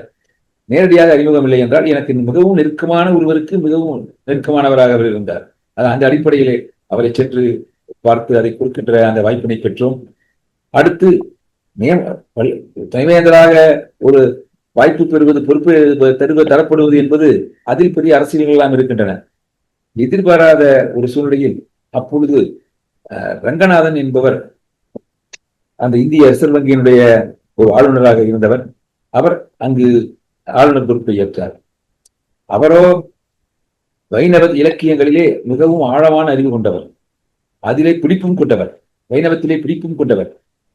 அந்த தேர்ந்தெடுக்கப்பட்ட அந்த மூவரில் ஒருவர் வைணவத்திலேயே ஆய்வு பெற்றவர், ஆய்வு செய்தவர், அந்த வைணவ இலக்கியங்களிலே சொற்பொழிவுகளில் நிகழ்த்தி கொண்டிருப்பவர். அந்த அளவிற்கு அவர் அந்த வைணவ இலக்கியத்திலே ஒரு ஆழங்கால்பட்டவர். ஆகவே அவர் இருக்கின்ற பொழுது நிச்சயமாக சுந்தரமூர்த்தி அவர்களுக்கு ஒரு வாய்ப்பு அமையாது என்றுதான் எல்லோரும் எதிர்பார்த்தார்கள். நான் எனக்கு மட்டும் ஏதோ ஒன்று உரைத்துக் கொண்டிருந்தது. நான் சுந்தரமூர்த்தி அவர்களிடம் சொன்னேன், நீங்கள் உங்களைத்தான் தேர்ந்தெடுப்பார்கள். ஏனென்றால் வைணவ இலக்கியத்தினுடைய அவரும் பெரும் அறிஞர் தான், புலமையில் எல்லாம் எந்த வகையிலும் குறைவானவர் அல்ல. ஆனால் உங்களோடு ஒப்பிடுகின்ற பொழுது ரங்கநாதன் அவர்கள் உங்களைத்தான் தேர்ந்தெடுப்பார், அதற்கான வாய்ப்பு மிகுதியாக இருப்பதாகத்தான் நான் கருதுகிறேன் என்று அவர் ரங்கராஜனை பற்றி, ஆளுநரை பற்றி நான் அறிந்த அந்த அவருடைய பண்புகளை அறிந்த, அவருடைய வழக்கங்களை அறிந்த அந்த நெறிமுறைப்படி நான் அவரிடம் கூறிக்கொண்டிருந்தேன். ஒரு நாள் இரவு தொலைபேசியில் அழைத்து, நாளை எங்களை எல்லாம் நேரில் வருவதற்காக அழைத்திருக்கிறார், ஆகவே ஆளுநரை பார்க்க நாங்கள் செல்கிறோம். துணைவேந்தர் அவர்களை நேர்காணல் செய்து தேர்ந்தெடுக்கக்கூடிய நடைமுறையும் கூட வந்துவிட்டது. இது அடுத்த கட்ட ஒரு பெரும் பேராசிரியர்களை யார் தகுதியானவர் என்பதை தேர்ந்தெடுத்து அவர்களுக்கு பணி ஆணை கொடுப்பதற்கு மாறாக அவர்களை நேர்காணல் செய்கின்ற ஒரு நிலையும் வந்துவிட்டது. அவர்களை அழைத்திருந்தார்கள். அப்பொழுதே நான் அவரிடம் சொன்னேன், நீங்கள் தான் பாருங்கள் என்றேன். அடுத்து ஒரு 1-2 நாட்களில் நான் என்னுடைய உறவினர் ஒருவருடைய மகன் திருமணத்திற்காக புதுடெல்லி தலைநகருக்கு சென்று விட்டேன். தலைநகரில் இருக்கின்ற பொழுது தொலைபேசியிலே, தொலைக்காட்சியிலே சுந்தரமூர்த்தி துணைவேந்தராக அமர்த்தப்பட்டார் என்கின்ற செய்தி வந்தது. என்னுடைய இளவல் சிவகுமார் ஓய்வு பெற்ற IAS அதிகாரி, அலுவலர், அவர் அப்பொழுது பணியிலே இருந்தார். அவர் என்னிடம் அழைத்து, தொலைக்காட்சியை பற்றியிலே சுந்தரமூர்த்தி என்பது ஒரு ஓடிக்கொண்டிருக்கிறது அண்ணா என்று சொன்னார். உடனே ஓடிப்போய் நானும் பார்த்தேன். துணைவேந்தராக அவர் அமர்த்தப்பட்டிருக்கிறார் என்ற செய்தி வந்தது. உடனடியாக அவருக்கு நான் தொலைபேசியிலே தொடர்பு கொண்டு வாழ்த்துக்களை தெரிவித்தேன்.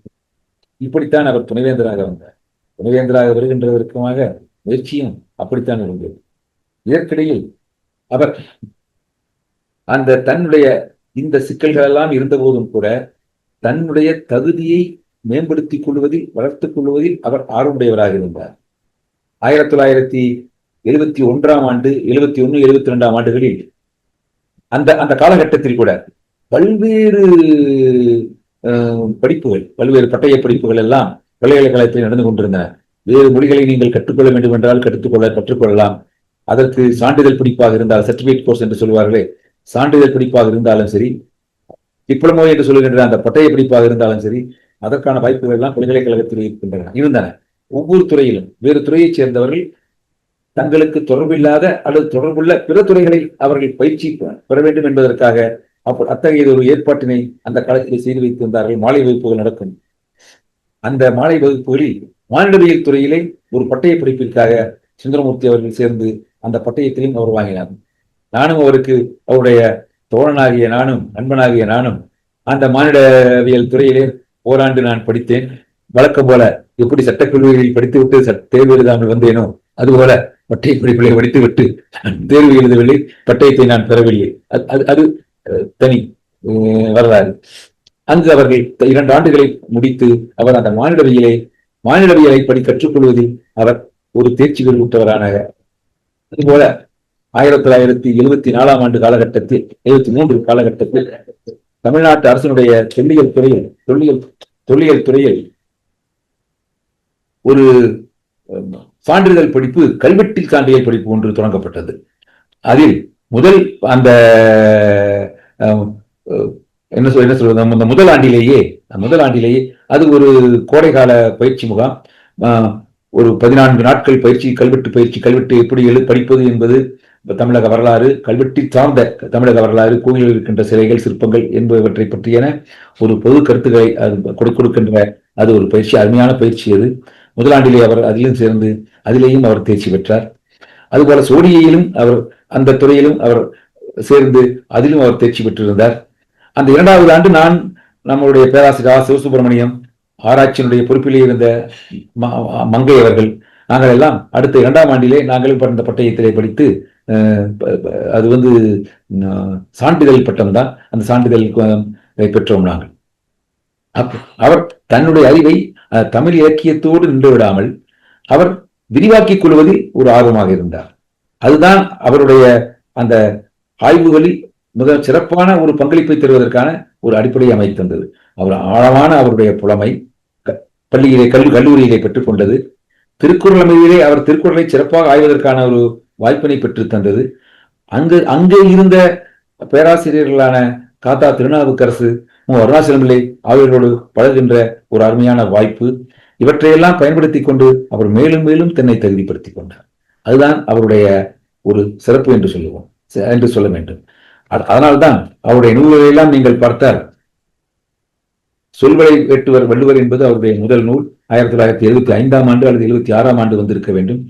அடுத்து நடையியலும் இலக்கியமும், பதிப்பியல் சிந்தனைகள், திருக்குறள் உரை, திருக்குறள் நடையியல், திருக்குறள் உரை தனியாக, திருக்குறள் உரைகளை பற்றி ஆய்வு தனியானது. அது அல்லாமல் அவர் திருக்குறளுக்கும் அவர் உரையும் எழுதி இருக்கின்றார். அந்த திருக்குறள் உரை, அவர் எழுதிய திருக்குறள் உரை, திருக்குறள் அணிநலம், பரிமையழகர் உரைத்திறன், வான்மறை வள்ளுவன், திருக்குறள் பதிப்பு வரலாறு, திருக்குறள் வாழ்க்கை விளக்கம் என்கின்ற திருக்குறள் தொடர்பான பல நூல்களை எழுதினார். இதோடு அவருக்கு இருந்த ஒரு சிறப்பு என்னவென்றால், பண்டைய இலக்கியங்கள், இலக்கணங்கள், இடைக்கால இலக்கியங்கள், இடைக்கால இலக்கணங்கள், நன்னூல் போன்ற இலக்கணங்கள், தத்துவ நூல்கள், சிவஞான போதம் போன்ற அந்த தத்துவ நூல்கள், பிற்கால அந்த சிற்றிலக்கியங்கள், அவை அடுத்து அவர் வள்ளலார், பாரதி வரை, பாரதிதாசன் வரை தன்னுடைய ஆய்வை அவர் செலுத்தினார். பாரதியிலும் அவர் ஆய்வு செலுத்தினார், பாரதிதாசனையும் அவர் கற்றார். இவற்றை பற்றி பல கட்டுரைகளும் அவர் எழுதியிருக்கின்றார். ஆகவே தன்னுடைய அறிவை அவர் ஒரு குறிப்பிட்ட எல்லையோடு நிறுத்திக் கொள்ளாமல் ஒரு பரந்த அறிவை பெறுவதற்கான ஒரு வாய்ப்பினை அவர் பெற்றார் என்பதை நாம் பார்க்கின்றோம். அவருடைய வாழ்க்கையில் அவர் துணைவேந்தர் அளவுக்கு அவர் உயர்ந்திருக்கிறார் என்றால் அந்த ஏதோ அரசியல் காரணங்களுக்காக பெற்ற பதவி அல்ல அது. அதற்கு மாறாக அவர் அறிவுக்கு கொடுக்கப்பட்ட அந்த ஒரு வாய்ப்பாகத்தான் நாம் கருத வேண்டியுள்ளது. அவர் அங்கும் கூட அவர் போயிருந்த பொழுது அங்கு சில சிக்கல்கள் இருந்தன.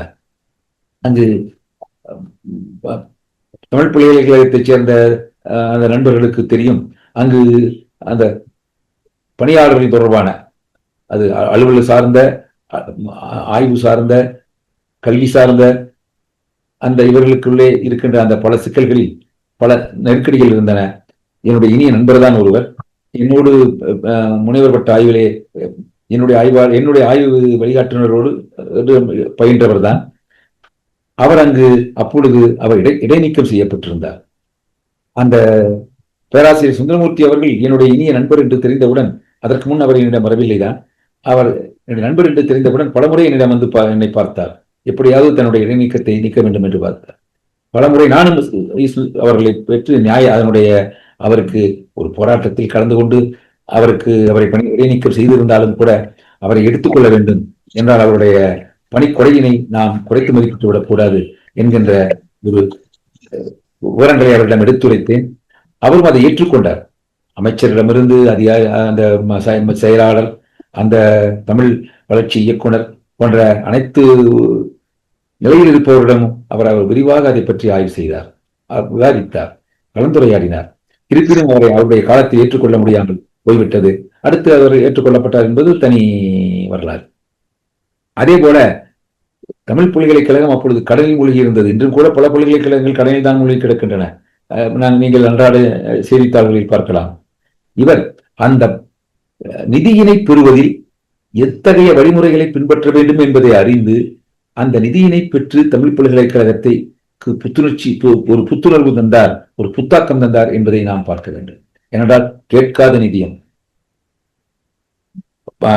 பல்கலைக்கழக மானிய குழுவினுடைய நிதிநிலை குழுவினுடைய அந்த துணையிலே வருகின்ற அந்த நிதியத்தை பெற்றதோடு மட்டுமல்லாமல் தமிழக அரசிடமிருந்து பெற வேண்டிய அந்த ஒன்று பல்கலைக்கழகத்திற்கு தரப்படாத நிதி, மற்றொன்று புதிதாக நிதி ஆகியவற்றையெல்லாம் அவர் கேட்டு பெற்று அதன் வழியாக பல்கலைக்கழகத்தை அவர் மீண்டும் செயல்பட வைத்தார்.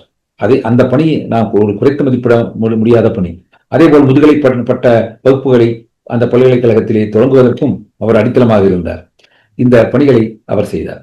அதே போல அவருடைய பணிகளை எடுத்துக்கொண்டால் அவரை பொறுத்தவரை அவர் அந்த செம்மொழி அடுத்து பல்கலைக்கழக துணைவேந்தரிலிருந்து அவர் ஓய்வு பெற்றவுடன் செம்மொழி தமிழாய்வு நடுவர் நிறுவனத்திலே அவர் அந்த ஒரு முதுநிலை ஆய்வறிஞராக, நாங்கள் எல்லாம் ஆய்வறிஞராக இருக்கின்ற பொழுது அவர் முதுநிலை ஆய்வறிஞராக அங்கு ஒரு 6 ஆண்டுகள் அவர் அங்கு பணியாற்றினார். அந்த அந்த அபமயத்தில் தான் நானும் 3.5 ஆண்டுகள் அந்த நிறுவனத்திலே ஆய்வறிஞராக பணியாற்றுகின்ற வாய்ப்பினை பெற்றேன். அப்பொழுது நாங்கள் ஒவ்வொரு நாளும் நாங்கள் அறிவிப்பு பகிர்தல் செய்து கொள்வதற்கான வாய்ப்பு எங்களுக்கு ஏற்பட்டது. அதன் பிறகு அங்கிருந்து நாங்கள் எல்லாம் எங்களுடைய அந்த பணிக்காலம் முடிந்து வெளியிலே வந்த பிறகு அவர் அந்த நிறுவனத்தினுடைய துணைத் தலைவராகவும் அவர் நியமிக்கப்பட்டார். துணைத் தலைவராகவும் தன்னுடைய பங்கினை அவர் ஆற்றினார். இந்த அறிவுத்துறையோடு கலந்திருப்பவர்கள் பல நேரங்களில் அந்த தங்களுடைய பணிகளை செய்து கொண்டிருப்பார்களே தவிர அவர்கள் பொது நிலைக்கு அவர்கள் வருவது மிகவும் அரிது. ஆனால் சுந்தரமூர்த்தி ஐயா அவர்கள் அந்த பொது பணிகளிலே, அதாவது பொதுப்பணிகள் என்று சொல்வது ஆய்வு தொடர்பான பணிகளை செய்வதில் ஆர்வம் கொண்டிருந்தவராக இருந்தார் என்பதையும் நாம் பார்க்க வேண்டும். பேராசிரியர் அரசு அவர்களை பற்றி நான் சொன்னேன். அவர் தன்னுடைய தந்தையின் பெயரில் பேராசிரியர் ராஜமாணிக்கனார் ஆய்வு மையம், இதழியல் ஆய்வு மையம் என்கின்ற ஒரு அமைப்பினை நிறுவி அதன் வழியாக அவர் தொடர்ந்து கருத்தரங்குகளை, இதழியல் கருத்தரங்குகளை நடத்தி கொண்டிருந்தார். திராவிட இயக்க இதழ்களில் தொடங்கி பொதுவுடைமை இயக்க இதழ்கள் உள்ளிட்டு அவர் ஒரு 10 கருத்தரங்குகள், அந்த இதழியல் கருத்தரங்குகள் 10 கருத்தரங்குகள் நடத்தும். அதில் ஆய்வு தொடர்பான கருத்தரங்கினை அவர் நடத்துகின்ற பொழுதுதான் நான் அதில் போய் இணைந்தேன். அதற்கு முன்னர் சுந்தரமூர்த்தி ஐயா அந்த உலக தமிழராட்சி நிறுவனத்திலே அப்பொழுது இருந்த ராமர் இளங்கோ, இயக்குநராக இருந்த ராமர் இளங்கோ, மாரா அரசு, பேராசிரியர் மாரா அரசு, இவர்கள் மூவரும் தான் ஒரு முனைப்புடன் இருந்து அந்த கருத்தரங்குகளை எல்லாம் ஏற்பாடு செய்தார்கள். திராவிட இயக்க கருத்தரங்கு, தேசிய கருத்தரங்கு, தேசிய இதழ்களின் கருத்தரங்கு, பொதுமை இயக்க இதழ்களின் கருத்தரங்கு, இலக்கிய இதழ்களின் கருத்தரங்கு, மகளிர் இதழ்களின் கருத்தரங்கு என்கின்ற அளவில் ஒரு 10 கருத்தரங்குகள் நடந்தன. அது இல்லாமல் வானொலி கருத்தரங்கு என்கின்ற அடிப்படையிலே ஒரு தனி கருத்தரங்கு நடத்தப்பட்டு வானொலியிலே அது முழுமையாக ஒளிபரப்பு செய்யப்பட்டது. அதுபோல ஒரு புது நூற்றாண்டினுடைய அந்த புத்தாக்க கருத்தரங்கு என்கின்ற அளவிலே ஒரு கருத்தரங்கும் அப்பொழுது நடத்தப்பட்டது. மயிலை சி வெங்கடசாமி அவருடைய 100ஆண்டு விழாவினையொட்டி அந்த கருத்தரங்கும் நடத்தப்பட்டது. இதையெல்லாம் என்னையும் அவர் என்னையும் ஈடுபடுத்திக் கொண்டு சுந்தரமூர்த்தி அவர்கள் தான் மாரா அரசு அவர்களிடம், மாரா அரசு அவர்களுக்கு எனக்கு தெரியும், நானும் அவரை பார்த்திருக்கிறேன். ஆனால் எங்களுக்குள் இனிய நட்பு இல்லை, தாங்களுக்கு அறிமுகம் மட்டும்தான் இருந்தது. ஆனால் சுந்தரமூர்த்தி அவர்கள் தான் அவரையும் இணைத்துக் கொள்ள வேண்டும் என்று என்னை அழைத்து ஆராய்ச்சி, அந்த கருத்தரங்கிலே ஆராய்ச்சி இதழ்களை பற்றிய ஒரு நான் என்னுடைய ஆய்வுரையினை நான் வழங்கினேன். அது மிகவும் அப்பொழுது எல்லோராலும் அருமையாக உரை என்று அனைவராலும் அது பாராட்டப்படுகின்ற உரையாகவும் அமைந்தது. ஏனென்றால் என்று உரை பாராட்டத்தக்க உரை என்று சொல்லுவதை விட என்னுடைய எடுத்துக்கொண்ட பொருள் இருக்கின்றதே, பேராசிரியர் நாவா அவர்கள் நடத்திய அந்த ஆராய்ச்சி, இந்த ஆராய்ச்சியினுடைய பங்களிப்பும் நாவாவருடைய பங்களுக்கும் சிறந்த நிலையில் இருந்ததால் என்னுடைய உரையும் சிறந்த அளவில் இருப்பதற்கான ஒரு வாய்ப்பு அமைந்தது என்பதை நான் இந்த இடத்திலே சொல்லிக்கொள்ள கடமைப்பட்டிருக்கின்றேன். அதில் அந்த கருத்தரங்களை நடத்துவதில் ஒரு முனைப்பாக இருப்பதில் சுந்தரமூர்த்தி அவருடைய பங்களிப்பு மிகவும் குறைந்தது. அதேபோல செம்மொழி ஆய்வு நிறுவனத்திலும் அதன் சார்பிலே பல கருத்தரங்குகள், பயிலரங்குகள் நடத்துகின்ற பொழுது அதை கூட ராமச்சந்திரன் அவர்கள் குறிப்பிட்டு சொன்னார்கள். அந்த கருத்தரங்கிலே கூட அவர் பல விவரங்களை பேராசிரியர் ராமச்சந்திரன் அவர்கள் சொன்னார்கள். அந்த கருத்தரங்கிலே அவர் உரையாற்றுகின்ற பொழுது அவர் சிறிய உரையாக, தலைமை உரையாக இருந்தாலும் சரி, அது தொடக்க உரையாக இருந்தாலும் சரி, நிறைவுரையாக இருந்தாலும் சரி, அதை தனித்து தலைப்பிலே இருக்கிற உரையாக இருந்தாலும் சரி, அவருடைய அறிவு நிலைக்கு எந்த விதமான தயாரிப்பும் யாரும் இல்லாமல் அவரால் வந்து பேசுகின்ற ஆற்றலை பெற்றிருந்தார். இருந்தாலும் கூட ஒரு சிறு 5 மணித்துளிகள் பேசுவது என்ற உரையாக இருந்தாலும் சரி, படித்து குறிப்புகளை எடுத்துக்கொண்டு அவற்றை வைத்துத்தான் அவர் பேசுகின்ற அந்த வழக்கத்தை அவர் வைத்திருந்தார். அந்த வழக்கம்தான் எனக்கும் அது பற்றி கொண்டது என்று நினைக்கின்றேன். நானும் ஏதாவது ஒரு குறிப்பை வைத்துக் கொண்டு பேசுகின்ற ஒரு வழக்கத்தை நானும் மேற்கொண்டேன். அதுபோல எனக்கு தெரிந்து தமிழறிஞர்களிலே நான் பலருடன் பழகி இருக்கின்றேன். மூத்த தமிழறிஞர்கள், நான் அண்ணாமலை பல்கலைக்கழகத்திலே படிக்கின்ற பொழுது அந்த தமிழறிஞர்களை பற்றி அங்கு வேறொரு அருணாச்சலம் இல்லை, அருணாச்சலம் இல்லை, முத்துசாமி இல்லை, தண்டபாணி தேசியர் கலைஞருக்கு ஆசிரியராக இருந்தவர் பள்ளியிலே, தண்டபாணி தேசியர், நடேச முதலியார், சிந்தாமணியினுடைய சிந்தாமணி என்கின்ற நடமாடும் பல்கலைக்கழகம் என்று அவருக்குத்தான் அங்கு சொல்லுவார்கள். அந்த நடமாடும் பல்கலைக்கழகமாக இருந்த அவ்வளவு அறிவு பெற்றவர் சிந்தாமணி அவர்கள் போன்ற அந்த பேரறிஞர்களுடன் நான் பயின்ற வாய்ப்பு, லப்பர் ராமநாதன் செட்டியார் இவர்களிடமெல்லாம் பயில்கின்ற அந்த வாய்ப்பினை பெற்றவன். சோமசுந்தரம் பிள்ளை அவர்கள் எல்லாம் இலக்கியங்கள் முழுதும் என்று அந்த அவர்கள் நமக்கு கிடைக்காமல் போய்விட்டால் கூட அப்படியே அந்த இலக்கியங்களை நம்மிடம் அவர்கள் எடுத்துக் கொடுத்து விடுவார்கள். அந்த அளவுக்கு தங்களுடைய மனதிலே பதிய வைத்துக் கொண்டிருந்தவர்கள். அந்த இலக்கியங்கள் முழுவதையும், இலக்கிய செல்வங்கள் முழுவதையும் அந்த அளவிற்கு ஆற்றல் மிகுந்தவர்கள். அவர்களிடம் படிக்கின்ற அந்த வாய்ப்பும் கூட எனக்கு தமிழினுடைய ஆழத்தை தெரிந்து கொள்வதற்கான ஒரு வாய்ப்பை ஏற்படுத்தி தந்திருக்கலாம். ஆனாலும் கூட அன்று அறிவு பகிர்தல் எங்களுக்குள், அதாவது அறிவு பகிர்தல் என்றால் அந்த ஆய்வு பகிர்தல், ஆய்வுக்காக நான் அவர்களோடு கலந்துரையாடுகின்ற வாய்ப்பு எனக்கு மிக குறைவு. வகுப்பெடுத்தார்கள், வகுப்பிலே பல கருத்துக்களை சொன்னார்கள், எனது மனதிலே பதிந்திருந்தன. அரசியல் ஈடுபாடு காரணமாக நான் எவ்வளவு விடுதிக்கு வந்து எவ்வளவு படித்திருப்பேன் என்பதெல்லாம் தோழர்களுக்கு தெரியும். என்றால் அரசியல் பணிகள், அரசியல் புத்த நூல்களை படிப்பது இப்படித்தான் சென்று விட்டது. இருந்தாலும் கூட அன்று அவர்கள் பூத்திய அந்த அறிவு எனக்கு ஆழமாக மனதிலே பதிந்திருந்தது. அதுபோல அடுத்த காலகட்டத்தில் பல அறிஞர்கள், அருணாச்சலம் பிள்ளை போன்ற பேரறிஞர்கள் இருந்தாலும் கூட அவரிடம் நான் ஒவ்வொரு நாளும் பழகுகின்ற வாய்ப்பு எனக்கு குறைவு. ஆனால் சுந்தரமூர்த்தி அவர்களிடம் பழகுவது போல எனக்கு அவ்வை நடராஜன் அவர்களிடம் பழகுகின்ற வாய்ப்பும் கிடைத்தது. நீங்கள் ஒரு வரியை சொன்னால் எந்த இலக்கியத்தில் எங்கிருக்கிற ஒரு சொல்லை சொன்னால் கூட எந்த இலக்கியத்தில் எங்கிருக்கிறது, அது எப்படி பயன்படுத்தப்பட்டிருக்கிறது என்பதை தெளிவாக இருவரும் சொல்லிக் கொடுவார். நான் அறிந்த பார்த்த அண்மை கால தமிழறிஞர்களிலே அனைத்தையும் தெரிந்து வைத்திருந்தவர்களாக, இவ்வளவு ஆழமான அந்த நுட்பமான ஆழமான அகலமான அறிவை பெற்றவர்களாக இருந்தவர்கள் எனக்கு என்னுடைய அறிவுக்கு தெரிந்தவரை தான் நான் சொல்லுகிறேன். வேறு அறிஞர்கள் இருக்கலாம். என்னுடைய அறிமுகத்தில், என்னுடைய பழக்கத்தில், அது பிற்காலத்தில் வருகின்ற பொழுது எனக்கு இந்த இருவரும் தான் இருந்தார். ஒரு சொல்லி அந்த பெருமைகளெல்லாம் நான் வேறு பெருமைகளெல்லாம் கூட நான் பெற்றிருக்கிறேன். இந்த இடத்திலே அது கூறுவதற்கான அந்த சூழல் இல்லை என்றாலும் கூட என்னுடைய இந்த ஆய்வுக் கட்டுரை, நான் இப்பொழுது இந்த ஆய்வு உரைகளிலே சங்க காலத்தை பற்றி நிறுத்திக் கொண்டிருக்கின்ற அந்த சில கட்டுரைகள் ஆய்வுக் கட்டுரைகளாக வந்திருக்கின்றன. அவற்றை அவை நடராஜன் அவர்கள் பெற்றுக்கொண்டு படித்துவிட்டு என்னிடம் சொன்ன ஒரு கருத்து இன்னும் நினைவிருக்கிறது. மார்க்சியத்தின் வெற்றி என்பதற்கு ஒரு அடிப்படையான ஒரு எடுத்துக்காட்டாக இதை நான் கூற விரும்புகின்றேன். இந்த வரிகளை எல்லாம் எனக்கு அத்துப்படி படித்திருக்கிறேன், பல முறை படித்திருக்கிறேன். ஆனால் நீங்கள் எழுதியிருக்கின்ற அந்த கருத்தில் நான் புரிந்து கொள்ளவில்லை என்று சொல்லியிருக்கிறேன். நாம் மார்க்சிய அடிப்படையிலே அந்த வரிகளுக்கு, புறநானூற்று வரிகளுக்கோ அல்லது பண்டை தமிழ் இலக்கியங்களின் வரிகளுக்கோ நாம் விளக்கங்கள் கொடுத்திருக்கிறோம் அல்லவா? அந்த விளக்கத்தை நான் அந்த கண்ணோட்டத்தில் நான் படித்ததில்லை, நீங்கள் வேறு கண்ணோட்டத்தில் நீங்கள் பார்த்திருக்கிறீர்கள் என்று மனம் திறந்து பாராட்டுகின்ற அந்த நிலை இருவருக்கும் இருந்திருக்கிறது. சுந்தரமூர்த்தி அவர்களும் அதை செய்திருக்கின்றார்கள். ஏனென்றால் ஒரு எடுத்துக்காட்டாக நான் ஒன்றை சொல்ல வேண்டும் என்றால், பல்கலைக்கழகங்களிலே அந்த அகடமிக் ஸ்டாஃப் காலேஜ் என்கின்ற வகையிலே அந்த கல்வியாளர்களுக்கு புத்துணர்வு தருகின்ற புத்துணர்ச்சி பயிற்சி முகாம்கள் நடத்துவது வழக்கம். ஒவ்வொரு துறையாக அவர்கள் பல்கலைக்கழகங்களிலே, என்னுடைய கல்லூரியிலேயே பணிபுரிந்து கொண்டிருப்பவர்களை எல்லாம் அழைத்து அவர்கள் படித்த காலத்திற்கு பிறகு வந்த அந்த வளர்ச்சிகளையும் புதிய ஆய்வுகளையும் அல்லது புதிய முன்னேற்றங்களையும், என்றால் அறிவியல் துறையாக இருந்தால் முன்னேற்றங்கள் இருக்கும், அவற்றையெல்லாம் புதிதாக அவர்களுக்கு அறிமுகப்படுத்துவதற்காக, கற்றுத்தருவதற்காக அந்த புத்துணர்ச்சி முகாம் என்று அதை சொல்லலாம். நாம் அகாடமிக் ஸ்டாஃப் காலேஜ் என்றுதான் சொல்லுவார்கள். இருந்தாலும் கூட அதனுடைய பணி இதுதான். ஒவ்வொரு கல்லூரியிலே பணிபுரிகின்ற ஒவ்வொருவரும், பல்கலைக்கழகத்திலே பணிபுரிகின்ற ஒவ்வொருவரும் அதிலே அவர்கள் தேர்ச்சி பெற்று அல்லது பங்கெடுத்திருந்தால்தான் அவர்களுக்கு அந்த ஊதிய உயர்வு வரும் என்கின்ற ஒரு நிலை கூட பல்கலைக்கழக நிதிநிலை குழு வகுத்து வைத்திருந்தது. அதில் தமிழறிஞர்களுக்காக, தமிழாசிரியர்களுக்காக, தமிழ் விரிவுரையாளர்களுக்காக, பேராசிரியர்களுக்காக ஒரு பயிற்சி கொடுப்பதற்கு ஒரு பொறுப்பாளராக பேராசிரியர் சுந்தரமூர்த்தி அவர்களை ஒரு கட்டத்திலே சென்னை பல்கலைக்கழகம் அவருக்கு வாய்ப்பு தந்திருந்தது. அப்பொழுது ஒரு நாள் என்னை அழைத்தார். என்றால் நான் எதிலே ஆர்வமுடையவனாக இருக்கின்றேன், நான் எதிலே ஆய்வு செய்து கொண்டிருக்கின்றேன் என்பதை எல்லாம் முழுமையாக தெரிந்தவர் சுந்தரமூர்த்தி அவர்கள்.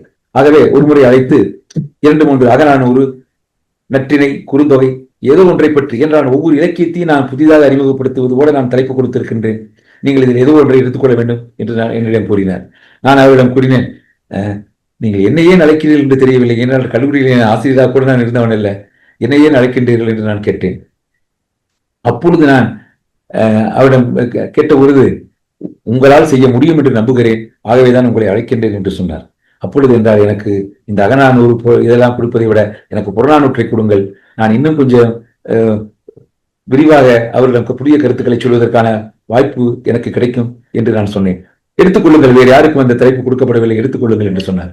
நான் புறநானூற்றை பற்றி அந்த ஆசிரியர்களுக்கு அனைவரும் வியந்தார்கள். எப்படி நான் எடுத்துடனே சொல்லிவிட்டேன், இது மார்க்சிய அடிப்படையில் நான் பார்க்கின்றேன், ஆகவே என்னுடைய பார்வை வேறுபட்டு இருக்கும் என்பதை நான் சொல்லிவிட்டேன். அதில் கலந்து கொண்ட அத்தனை பேரும் ஒரு பெரும் மகிழ்ச்சி அடைந்தார்கள். அந்த வகுப்பு முடிந்ததுக்கு பிறகு நான் ஒரு தன்னர்வத்தோடு சொல்ல வேண்டிய நிலையில் இருக்கிறேன் என்பது என்றாலும் அதை பதிவு செய்வதற்காக நான் சொல்கின்றேன்.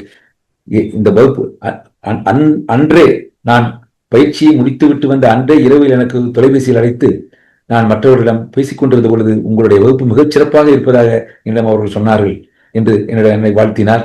நான் மிகவும் மகிழ்ச்சி அடைந்தேன்.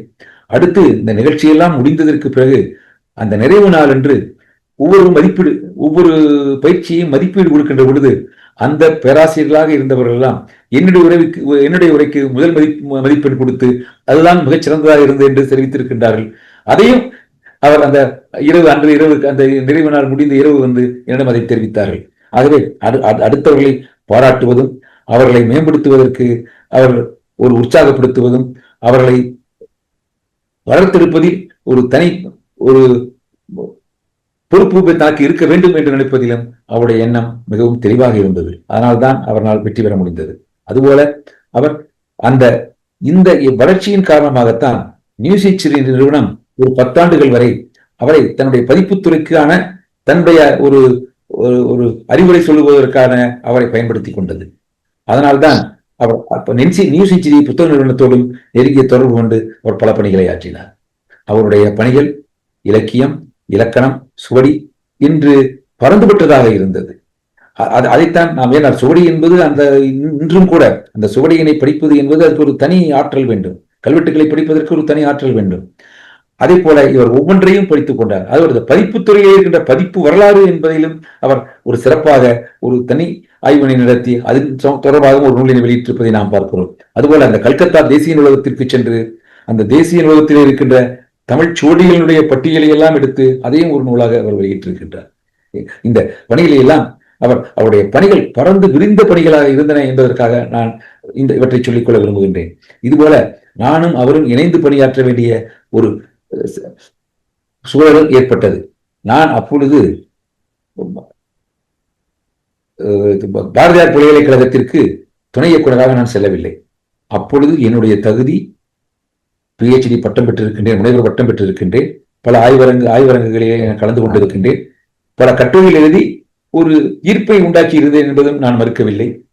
இருந்தாலும் கூட அந்த பல்கலைக்கழக அந்த புலத்திலே இருக்கின்ற துறையிலே இருக்கின்ற அவர்கள் என்னை ஏற்றுக்கொள்ள வேண்டும் என்கின்ற ஒரு நிலையில் நான் ஏற்பார்கள் என்கின்ற நிலையில் நான் இருக்கவில்லை. இன்னும் சொல்ல போனால் என்னுடைய ஆய்வு கல்வெட்டு தொடர்பாக ஆய்வாக இருந்த நிலையில் என்னை பற்றி பல பேரும் நான் வரலாற்றுத்துறையைச் சேர்ந்தவனாகவே பல பேர் நினைத்துக் கொண்டிருக்கின்றார்கள். நான் வரலாற்றை படித்துவிட்டு வரலாற்றுத்துறையைச் சேர்ந்தவனாகத்தான் பலரும் என்னை மதிப்பிட்டுக் கொண்டிருந்தார்கள். தமிழ்துறையைச் சேர்ந்தவன் என்பதை பல பேரும் அறியாதவர்களாக கூட இருந்தார்கள். அந்த நிலையிலும் கூட அப்பொழுது அந்த தொலைமுறை கல்விக்கூடத்திலே இயக்குநராக இருந்த சண்முகம் அவர்கள், சண்முகம் அவர்கள் நீண்ட நாட்கள் அதில் இயக்குனர், அவரும் என்னுடைய நண்பர் தான். அண்ணாமலை பல்கலைக்கழகத்தில் நான் படித்துக் கொண்டிருந்த பொழுது அவர் அங்கு அறிவாளராக மாணவர்களாக இருந்தார். எனக்கு அங்கு அறிமுகம் உண்டு. என்னை பற்றி முழுக அண்ணாமலை பல்கலைக்கழகத்தில் நான் அறிவுத்துறையைச் சேர்ந்தவன் என்பதை விட அரசியல் துறையைச் சேர்ந்தவனாகத்தான் நான் கருதப்பட்டவன். ஏதோ ஒரு வகையில் அங்கு அந்த பிலிட் பட்டத்திற்கான 2 பாடங்களுக்கான நூல்கள் அப்பொழுது கிடைக்கவில்லை.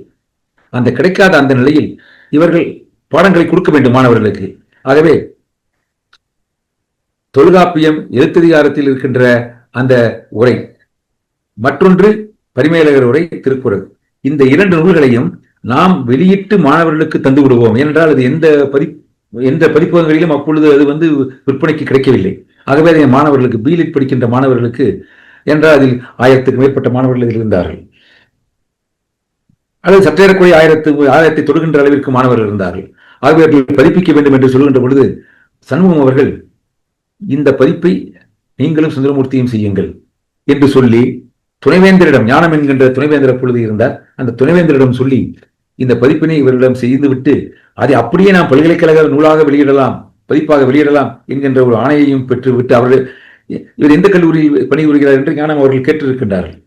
அவர் ஒரு அறிவியல் அறிஞர், மதுரை பல்கலைக்கழகத்திலே பணியாற்றிய ஒரு உயிரியல் துறையிலே பணியாற்றிய அந்த பேராசிரியர் அங்கு துணைவேந்தராக வந்திருந்தார். அவர் பல்கலைக்கழகத்தில் பணியாற்றவில்லை என்றாலும் அவர் பொருத்தமானவர் என்று நான் நினைக்கிறேன் என்று சொன்னவுடன் உடனே ஏற்றுக்கொண்டு எங்கள் இருவரையும் அவர்கள் அந்த பணி வாய்ப்பினை கொடுத்தார்கள். நாங்கள் இருவரும் அதை பதிப்பித்துக் கொடுத்தோம். ஆனால் அது நூலாக வருவதற்கு, பல்கலைக்கழக வெளியீடாக, அப்படியே பல்கலைக்கழக வெளியீடாக வருவதற்கு ஒரு வாய்ப்பு இல்லாமல் துணைவேந்தர் மாறுதலில் காரணமாக அது தடைபட்டு போய்விட்டது. ஆனால் மாணவர்களுக்கு அனுப்புகின்ற நூலாக வருகின்ற பொழுது இந்த 2 நூல்களும் வந்தன. ஒவ்வொரு நாளும் காலையில் நான் அந்த அச்சுக்கோத்த என்ற படிவங்களை எடுத்துக்கொண்டு அவருடைய இல்லத்திற்கு நான் போவேன். போய் காலையில் அமர்ந்து 2 மணி அளவுக்கு, காலையில் 6 மணி 6:30 மணி அளவுக்கு சென்றால் ஒரு 2 மணி அளவுக்கு அவர் இருந்து அவனுடைய பிழைகளை எல்லாம் திருத்தி கொடுப்பார். நான் ஒரு முறை பார்த்திருப்பேன், அவரும் ஒரு முறை பார்ப்பார். ஏனென்றால் இலக்கியங்களிலே தவறு ஏற்பட்டு விடக்கூடாது என்கின்ற அடிப்படையிலே அவர் பார்த்து கொடுப்பார். அந்த 2 நூல்களையும் பதிப்புகின்ற அவரோடு இருந்து அந்த பதிப்பு துறையிலே ஈடுபடுகின்ற வாய்ப்பினையும் நான் பெற்றேன் என்பதற்காக இதை நான் சொல்லிக்கொள்ள நான் விரும்புகின்றேன்.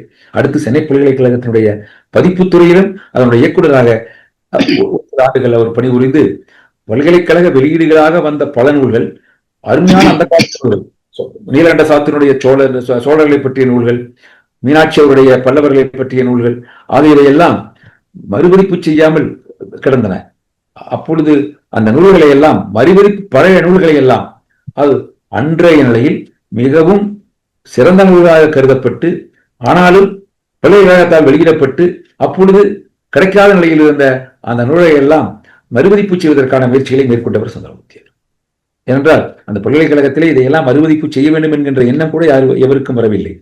இவரை பதிப்பு பொறுப்புக்கு போட்டவுடன் பழைய நூல்களை நாம் பட்டியல் எடுத்து என்னிடம் கூட கேட்டார், உங்களுக்கு தெரிந்த நூல்கள் ஏதாவது நாங்கள் விடுபட்டிருக்கிறேனா என்று நீங்கள் ஒருவர் சொல்லுங்கள். ஏனென்றால் இந்த பதிப்புத்துறையிலே பட்டியல் எங்களிடம் இல்லை, சில நூல்களே இல்லை என்றெல்லாம் கூட கூறினார். நான் என்னுடைய கவனத்திற்கு வந்த என்னுடைய மனதில் பட்ட சில நூல்களையும் கூட அவரிடம் நான் எடுத்துக் கூறினேன். அதுபோல பலரையும் கலந்து கொண்டு பலரையும் இணைத்துக் கொண்டு அவர் செயல்படுபவர்களாக இருந்தார். நம்முடைய இயக்கத்திலே கூட எல்லோரிடமும் மாணிக்கம் அவர்களோடு நல்லக்கண் அவர்களோடு ஒரு நெருங்கிய தொடர்பு அவருக்கு இருந்தது. மாணிக்கம் அவர்களுக்கு பதிப்புத்துறை மூலமாக வந்த உறவு, நல்லக்கண் அவர்களிடம் வந்த உறவு, பல நிகழ்ச்சிகளிலே அவர்கள் கண்டு அவர்கள் பேசிக்கொண்ட உறவு, இந்த உறவுகளிலே அவர்களோடு நெருக்கமாகவும் இருந்தார். அந்த நிலையில் அவருடைய நான் இது ஒரு அறிமுகமாகத்தான் நான் சில கருத்துக்களை நான் முன்வைக்கின்றேன். அவரை பற்றிய அந்த படைப்புகள் குறித்த பல்வேறு, ஏனென்றால் சுவடியல் குறித்தது, நடையியல் குறித்த கட்டுரைகள் இருக்கின்றன, தனியாக இருக்கின்றன. அவருடைய பதிப்பு வரலாறு குறித்த அந்த ஆய்வுகள் இருக்கின்றன, திருக்குறள் குறித்த ஆய்வுகள் இருக்கின்றன. இவையல்லாமல் சுவடிகளிலே இருந்த பல நூல்களை இவர் பதிப்பாசிரியராக இருந்து பதிப்பித்தும் இருக்கிறார். அத்தகைய பதிப்புகள் இருக்கின்றன.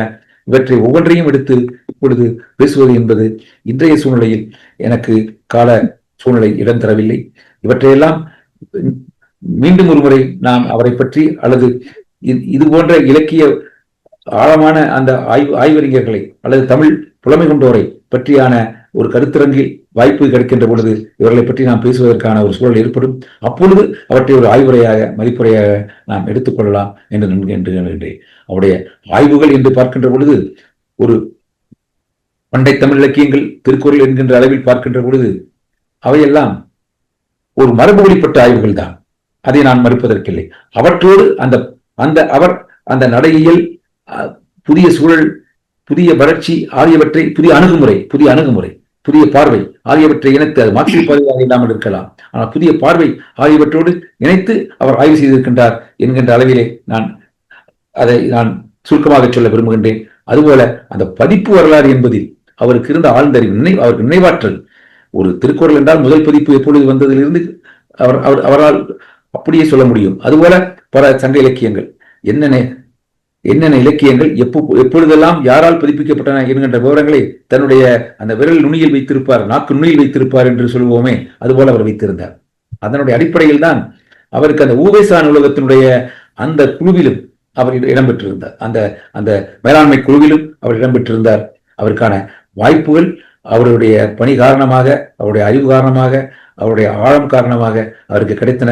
அவற்றை முழுமையாக பயன்படுத்தி கொண்டு அவர் அந்த பொறுப்பில் இருந்தார் என்பதற்கு மேலாக அந்த பொறுப்பை பயன்படுத்தி கொண்டு பல பணிகளை செய்வதற்கான, பல நூல்களை வெளியிடுவதற்கான 70க்கும் மேற்பட்ட நூலை 71வது நூல் அச்சிற்கு ஏற்றதாக இருக்கிறது. அதை பார்க்காமல் அவர் சென்று விட்டார் என்று அவருடைய துணைவியார் அவர்கள் கூறினார்கள்.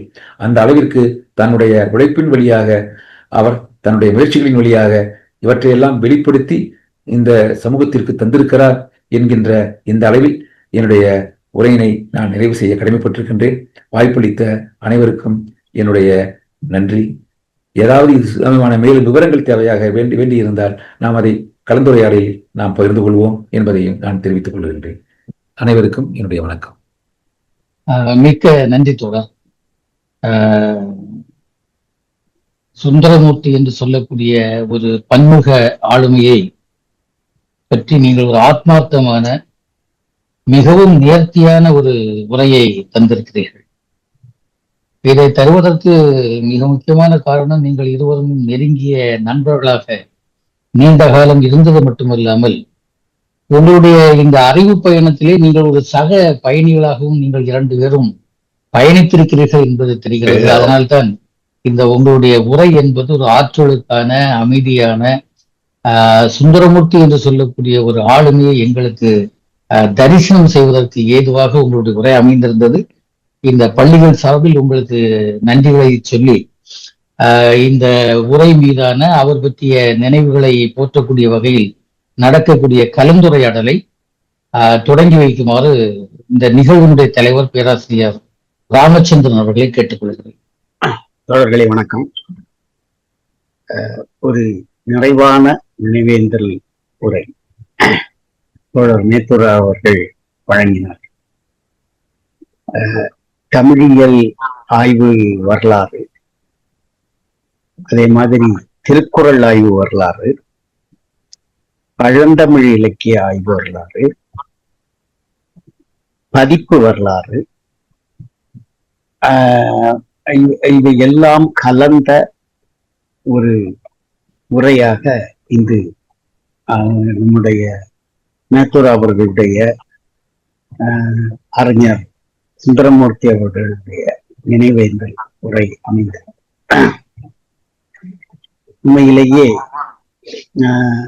வேற மேத்துரா அவர்கள் தான் இந்த மாதிரி என்னென்ன ஒண்ணு நெருக்கம், அடுத்தது அவருக்கான தோழர் மேத்துராவுக்கான பார்வை, ஒரு பேரறிஞரை எவ்வாறு மதிப்பீடு செய்ய வேண்டும் என்கின்ற ஒரு ஒரு ஒரு ஒரு ஒரு தாத்பரியம் என்று சொல்லக்கூடிய அந்த அவர் மேல் உள்ள ஈடுபாடு, இவற்றின் காரணமாக ஒரு சார்ந்த ஒரு உரையை அவர் வழங்கியிருக்கிறார்கள். அவர் சொன்னது போல அவருடைய பணிகளை நாம் மதிப்பீடு செய்ய வேண்டிய கட்டாயத்திலும் இருக்கிறோம். ஏன்னா அது ஆராய்ச்சி பள்ளி, பேராசிரியர் நாவா ஆராய்ச்சி பள்ளியினுடைய கடமையாகவும் நாங்கள் கருதுகிறோம். அதனால் பேராசிரியர் சுந்தரமூர்த்தி அவர்களுடைய நினைவாக ஒரு கருத்தரங்கத்தையும் ஏற்பாடு செய்வதற்கு முயற்சி செய்கிறோம் என்று கூறி அடுத்ததாக தோழர்களை பேச வருமாறு அன்போடு அழைக்கிறேன். வாங்க தோழர், பேசுங்க. வணக்கம். ஐயா மேதுரா ஐயாவுடைய உரை சிறப்பாக இருந்தது. அதுல நான் தமிழ் பல்கலைக்கழகத்துல ஐயாவோட ஈஸ்வரியா கீழே பொறியாளரா பணியாற்றினேங்கிறதுனால ஒரு சில செய்திகளை மட்டும் சொல்லலான் இருக்கேன். ஐயா அவங்களுடைய பணி நியமனம் பற்றி சொன்னாங்க. அந்த பணி நியமனம் இப்ப நம்ம வெவ்வேறு அரசியல் சூழல்களை பார்க்கிறோம். அப்ப எந்த துணைவேந்தர் நியமிக்கப்பட்டாலும் தமிழக முதல்வரை கல்வி அமைச்சரை பார்க்கக்கூடிய மரபு இருந்துச்சு. ஆனால் ஐயாவுக்கு அந்த வாய்ப்பு கிடைக்கல. ஏன்னா ஐயா வந்து மாநில அரசுடைய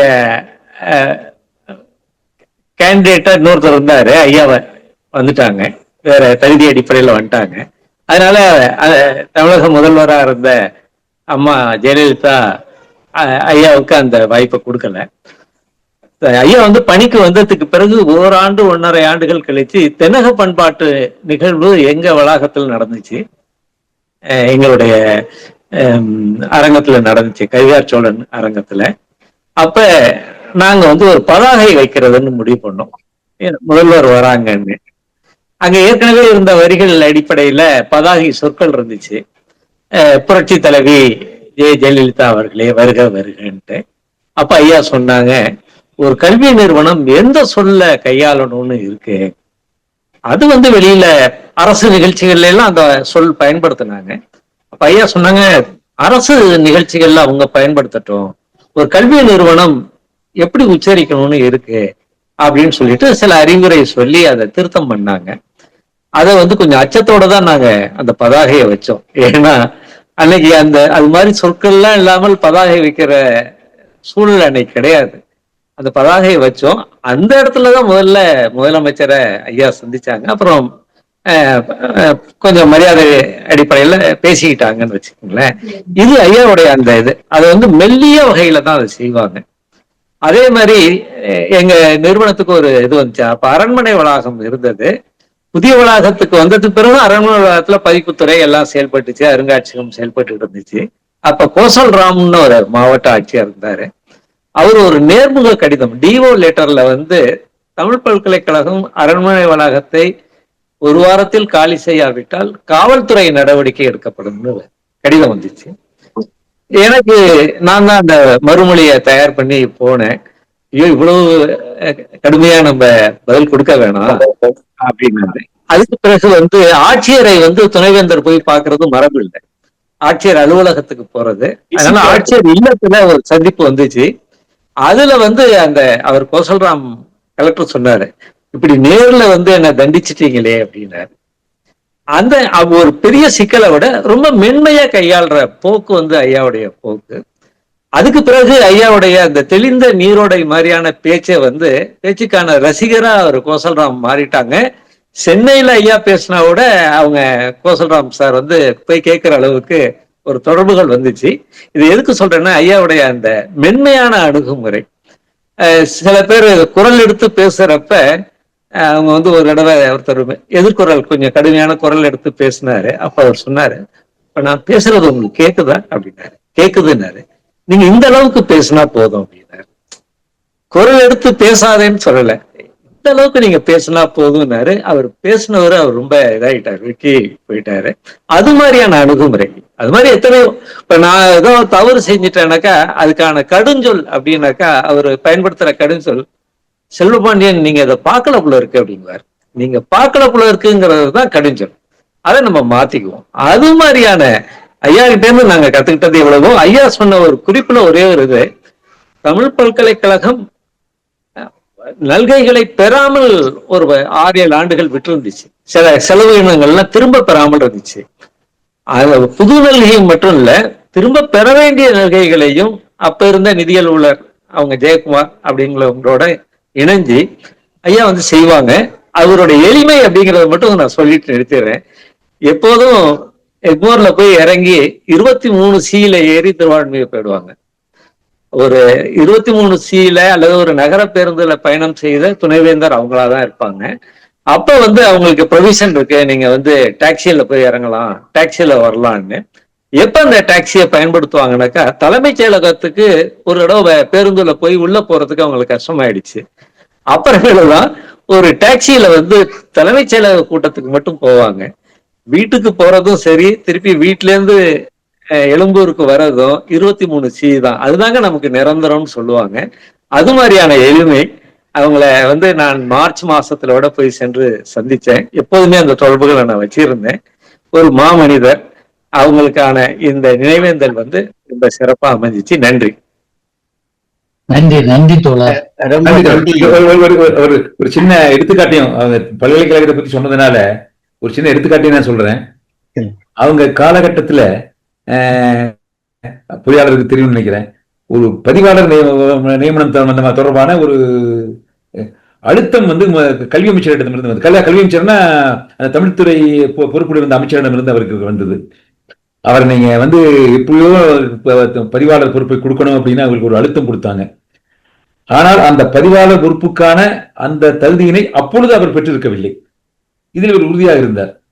நீ எப்படியாவது சரி செய்து அதை மாற்றி கொடுத்து விட வேண்டும் என்று ஒரு அழுத்தம் தரப்பட்டும் கூட அவர் அதில் உறுதியாக இருந்து விட்டார். அதனால் சில சிக்கல்களும் கூட அவருக்கு வந்தன. ஆனால் நண்பர் அவர்கள், தோழர் அவர்கள் குறிப்பிட்டது போல அதை அந்த மென்மையான முறையிலே அவர் அதை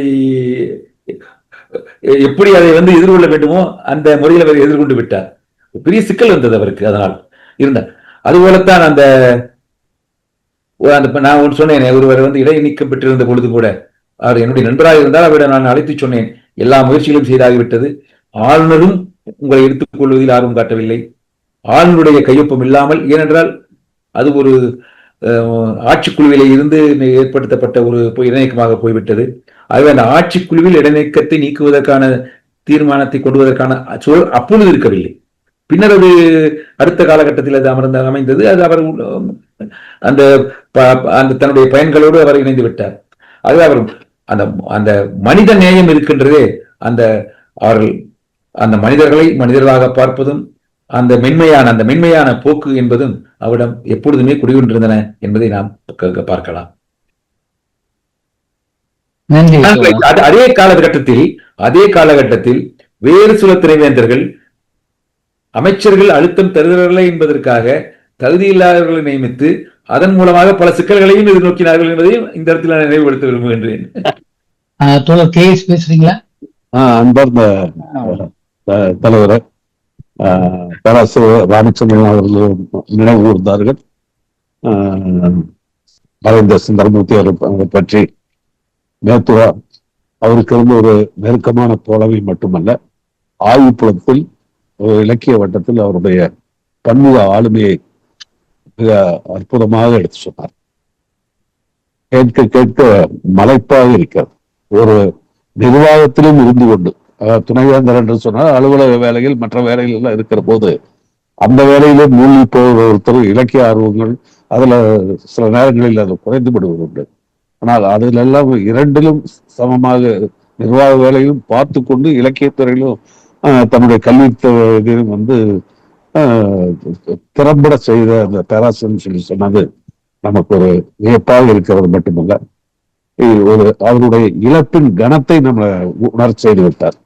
நேத்துரா வந்து இப்ப பேசணும் உரையின் காரணமாக ஒரு மிகச்சிறந்த அறிஞரை நாம் என்னதான் 84 வயது என்றாலும் கூட இழப்புதான் என்பதை உணரக்கூடிய அளவுக்கு அவருடைய இரங்கல் உரை அமைந்திருக்கிறது. அதே மாதிரி அவருடைய எளிமையான வாழ்க்கை பற்றி பொறியாளர் அவருடன் அவர் இருந்த காலத்தில் பணிவந்த செல்வப்பாடியன் வந்து ஒரு அற்புதமான விஷயத்தை சொன்னார். தன்னுடைய பதவிக்கும் கூட கவலைப்படாம ஒரு 23C பஸ்ஸை பிடிச்சு திருவாரூர் போடுறதுக்கு சாதாரணமான விஷயம் அல்ல, ஒரு அதனுடைய குணநலத்தை காட்டக்கூடிய விஷயம். நான் இதுல இரங்கல் தெரிவித்து கொள்ளக்கூடிய விஷயத்தில் சொல்ல வேண்டியது, பாரதிதாசனுடைய வரிகளைத்தான் நாம் மீண்டும் நினைவுபடுத்திக் கொள்ள வேண்டியது. தமிழுக்கு தொண்டு செய்தோம் சாவதில்லைன்னு சொல்லி பார்ப்பார். ஒரு அற்புதமான வரிகள். தமிழுக்கு தொண்டு செய்தோம் சாவதில்லை. மறுவாழ்க்கையை பற்றியோ அதெல்லாம் பாரதிதாசன் ஒரு பகுத்தறிவுவாதி, பெரியார் தொண்டர், அவருக்கு வந்து இல்லாதல்ல மறுவாழ்க்கை என்ற ஒன்று இல்லாவிட்டாலும் கூட காலத்தால் அவர் வந்து மீண்டும் மீண்டும் நினைக்கப்படுவார் தமிழ் உலகத்தால் என்கிற அந்த கருத்தை தான் பாரதிதாசன் சொல்லுகிற பொழுது தமிழுக்கு தொண்டு செய்தோர் சாவதில்லை என்று சொன்னார். பேராசிரியர் சுந்தரமூர்த்தி அவருடைய இழப்பும் அவர் தமிழுக்கு செய்த தொண்டின் காரணமாக என்றென்றும் தமிழ் உலகில் அவருடைய பெயர் நிலைத்து நிற்க வேண்டும் என்று நாம் இந்த நம்முடைய தொடர்பின் சார்பாக கேட்டுக்கொள்கிறேன். இந்த இரங்கல் கூட்டத்துக்கு ஏற்பாடு செய்தது நம்முடைய அமைப்புகளின் சார்பாக முதலாவதாக இருந்தாலும் கூட நேத்துரா சொன்னதை போல, பேராசிரியர் ராமச்சந்திரன் சொன்னதை போல மிக தகுதி வாய்ந்த ஒரு அற்புதமான ஒரு தமிழ் பேரறிஞர் மறைவுக்கு இந்த அமைப்பின் சார்பாக நாம் இந்த நினைவஞ்சலி நடத்தியது பொருத்தமானது என்பதையும் சொல்லிக் கொள்கிறேன். நன்றி, வணக்கம். மகிழ்ச்சி, நம்ம மகிழ்ச்சி. ரொம்ப நன்றி தோழர். வேற தோழர்கள்? வேற தோழர்கள் எல்லாம் பேச வரீங்களா? கங்கா இங்கு பேசின பொறியாளர் செல்வபாண்டியன் அவர்கள் அங்க கன்னியாகுமரி கேம்புக்கு வந்திருந்தாங்க. அப்படியா? சரி ஆமா, சரி சரி. காமராஜ் கூட. ஓ சரி சரி. ஆமா அவங்கதான். அப்படியா? சரி சரி சரி சரி சரி சரி. அவங்க வந்து ரொம்ப மகிழ்ச்சி. ஏன்னா வந்து அவங்க பேசுனது ரொம்ப மகிழ்ச்சி. இல்ல, ஏன்னா நேரடியான அந்த பணி, இப்ப நான் கூட நட்பு அடிப்படையிலோ அல்லது உறவு அடிப்படையிலோ நான் சில கருத்துக்களை சொல்லலாம். அவங்க வந்து ஒரு பணியாளராக அவங்க துணைவேந்தராக இருக்கிற போது அவங்க பணியாற்றி இருக்கிறாங்க. அவங்க சொல்ற கருத்துக்களுக்கு இன்னும் வலிமை அதிகம் நினைக்கிறேன் நான். என்னுடைய நட்பு அல்லது உறவுக்கு ஒரு எடுத்துக்காட்டு என்றால், பல கட்டங்களிலே நாங்கள் வந்து அவர்கள் இல்லத்துக்கு போவதும் அவர் என்னுடைய இல்லத்துக்கு வருவதும் எல்லாம் மிகவும், அது அலுவலகத்துக்கு வருவது எல்லாம் இப்பொழுது நடந்து கொண்டிருந்தவைதான். ஆனால் 2000ஆவது ஆண்டில் ஒரு சூழ்நிலையில் என்னுடைய துணைவியாருக்கு ஒரு கையில் எலும்பு முறிவு ஏற்பட்டிருந்தது. 1999 ஏற்பட்டது. ஓராண்டு கழித்து மீண்டும் ஒரு முறை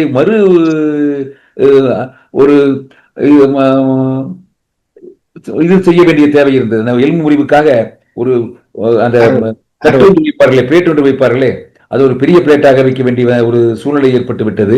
அதுக்காக அறுவை மருத்துவம் செய்வதற்காக இரவு 10 மணிக்கு மேல் தான் மருத்துவர் காலத்தை வைத்திருந்தார்.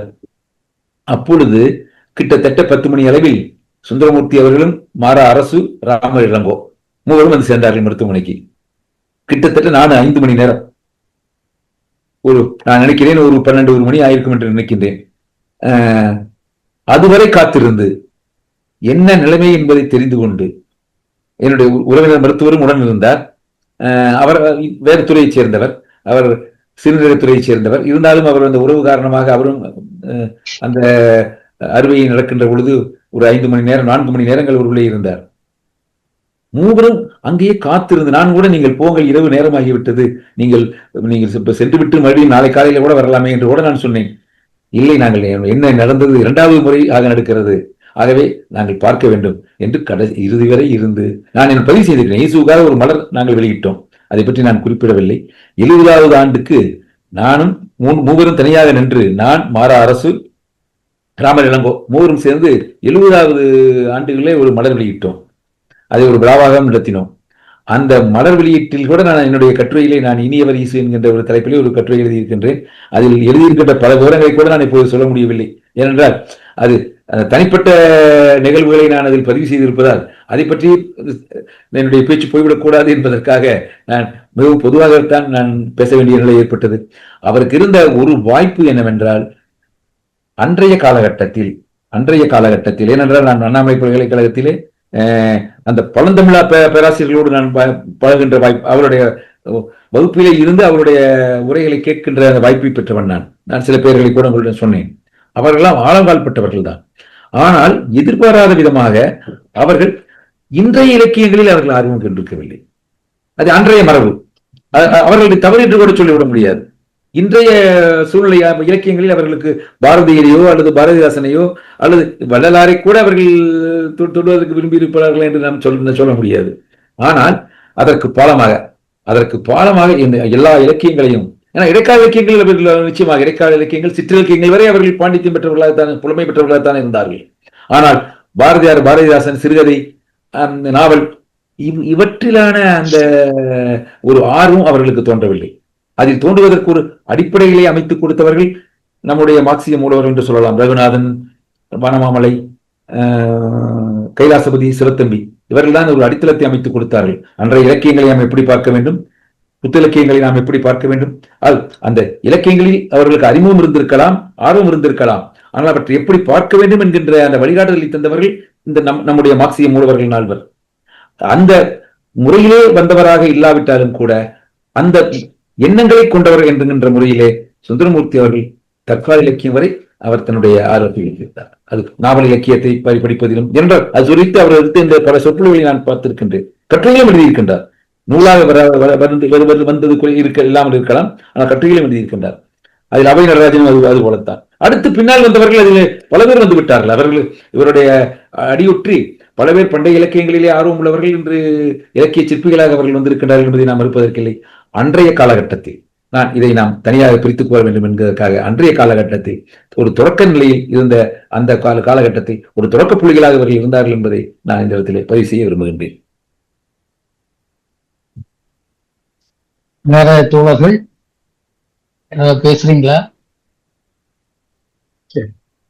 அப்போ முடிவு போயிடலாம். ஆமா, அப்போ அன்பான தோழர்களே, நாம அவங்க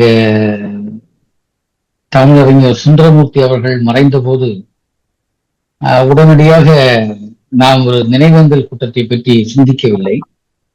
ஆனால் அவர் எப்படிப்பட்ட அறிஞராக இருந்தார் என்பதற்கு தனிப்பட்ட முறையில் பல உதாரணங்கள் இருந்தாலும் கூட எனக்கு அவரை பற்றி அதிக அறிமுகம் இல்லை. ஆனால் ஒன்றை நான் கவனித்தேன். அவர் மறைந்த போது முகநூலில் பல தோழர்கள் அவருடைய மறைவை அவர்கள் பதிவிட்டு அந்த மரணத்திற்கு அவர்கள் எல்லோருமே அஞ்சலி செலுத்திய ஒரு தன்மையை பார்த்தேன். அந்த நேரத்தில் தான் அப்போ சுந்தரமூர்த்தி என்று சொல்லக்கூடியவர் ஒரு மிகப்பெரிய ஆளுமையாக இருந்திருக்கிறார் என்பதை உணர முடிந்தது. இப்போது இந்த நினைவேந்தல் கூட்டத்தின் மூலமாக அவருடைய பன்முக தன்மைகள் எல்லாவற்றையும் நாம் பார்த்திருக்கிறோம். ஒரு ஒரு ஒரு முக்கியமான தமிழ் ஆளுமையாக இருந்திருக்கிறார். குறிப்பாக இன்றைக்கு பேசிய போது நம்முடைய தோழர் கேசு சொன்னதை போல, தமிழுக்கு தொண்டாற்றியவன் சாகுதில்லை என்று சொல்வதை போல ஒரு அற்புதமான தமிழ் தொண்டரை நாம் இழந்திருக்கிறோம். நிறைய அவர் பணிகளை செய்திருக்கிறார் என்பதும் தெரிகிறது. தோழர் மேத்துராவனுடைய கருத்துப்படி அவரை பற்றி நாம் தனியாகவே ஒரு ஆய்வரங்கம் நடத்தலாம் என்ற ஒரு உணர்ச்சியை கூட நம்முடைய ராமச்சந்திரன் இங்கே வெளிப்படுத்தினார். அந்த வகையிலே ஒரு நல்ல அறிஞரை பற்றிய ஒரு நினைவேந்தலாக இந்த நினைவேந்தல் நடந்து முடிந்திருக்கிறது. இதற்கு தலைமை தாங்கிய ராமச்சந்திரன், இந்த நிகழ்ச்சியிலே இசைப்பாடலை இசைத்த நம்முடைய ஆதிராமன், தமிழ்தாய் வாழ்த்து பாடிய ஜார்ஜ், அதே போல நிறைவு பாடல் பாடவிருக்கின்ற அருமை தோழன் சைமன், மேலும் இந்த அருமையான நினைவேந்தல் உரையை நமக்கு தந்து சிறப்பித்த நம்முடைய தோழர்கள், அதில் குறிப்பாக தோழர் ராஜகுமார், மேத்து ராஜகுமார் அவர்கள், அதுபோல இந்த நிகழ்ச்சியிலே கலந்து கொண்டு நல்ல ஒரு ஒரு நினைவேந்தல் உணர்வை இங்கே வெளிப்படுத்திய அருமை தோழர் செல்வபாண்டியன் தோழர் தான் இன்றைக்கு முதலில் நான் இந்த மீட்டிங் ரூமை ஓபன் பண்ணி வச்சிருக்கும்போது முதல்ல வந்த தோழர் அவர் தான். செல்வபாண்டியன் தோழர் தான் வந்திருந்தார். எனக்கு அவரை நேரத்தையா தெரியல, இருந்தாலும் அவர் வந்திருந்தார் என்பதை பார்த்தேன் முதலில். அவர்களுக்கும் மற்றும் இங்கே கலந்து கொண்ட தோழர்கள் எல்லோருக்கும், அதுபோல முகநூல் நிறையில் கலந்து கொண்ட தோழர்கள் எல்லோருக்குமே நம்முடைய பள்ளிகள் சார்பில் அன்பான வணக்கங்களையும் வாழ்த்துக்களையும் தெரிவித்து, அடுத்த நிகழ்ச்சியாக நம்முடைய ஜீவானவா சிந்தனை பள்ளியினுடைய 502வது நிகழ்ச்சி வரக்கூடிய புதன்கிழமை நடக்கிறது. அந்த நிகழ்ச்சி என்பது படைப்பும் படைப்புலகும் என்ற தலைப்பிலே நடக்கும். அந்த நிகழ்விலே என் பத்திரிகை உலகம் என்ற தலைப்பில் நம்முடைய மூத்த பத்திரிகையாளர் குமரேசன் அவர்கள் உரையாற்றவிருக்கிறார்கள். அந்த நிகழ்ச்சியிலே கவிதையை தருவதற்காக நம்முடைய கவிஞர் சக்தி வேலாயுதம் வரவிருக்கிறார். அந்த நிகழ்ச்சியிலே அவர் குமரேசன் அவர்கள் மொழிபெயர்த்த சில நூல்கள், அந்த நூல்களில் மிக முக்கியமான நூல் என்பது மதம் மக்கள் புரட்சி என்ற ஒரு நூல். அந்த மதம் மக்கள் புரட்சி என்ற நூல் என்பது நம்முடைய கியூபாவினுடைய புரட்சிகர நாயகன் ஃபிடல் காஸ்ட்ரோ ஒரு கிறிஸ்தவ மத பாதிரியாருக்கு கொடுத்த நேர்காணல். அந்த நேர்காணல் என்பது ஒரு நீண்ட நேர்காணல். இந்த புத்தகம் ஏறத்தாழ 400 பக்கங்களை கடந்து செல்கிற ஒரு நூல். அந்த நூலை பற்றிய ஒரு சிறிய அறிமுகத்தை அந்த கூட்டத்திலே நான் செய்யவிருக்கிறேன். அவர் குமரேசன் நீண்ட காலம் இடதுசாரி இயக்கத்திலும் பத்திரிகை உலகத்திலும் இயங்கக்கூடியவர். அவர் பத்திரிகை உலகம் என்ற தலைப்பிலே பேசவிருக்கிறார். அந்த நிகழ்ச்சியை நம்முடைய அருமை தம்பி ஜார்ஜ் ஒருங்கிணைக்கவிருக்கிறார். அந்த நிகழ்ச்சிக்கும் தோழர்கள் திரளாக வந்திருந்து சிறப்பிக்க வேண்டும் என்று அன்போடு கேட்டுக்கொண்டு, நான் நிறைவு பாடலுக்காக அருமை தோழன் சைமனை அன்போடு அழைக்கிறேன். நன்றி கங்கா.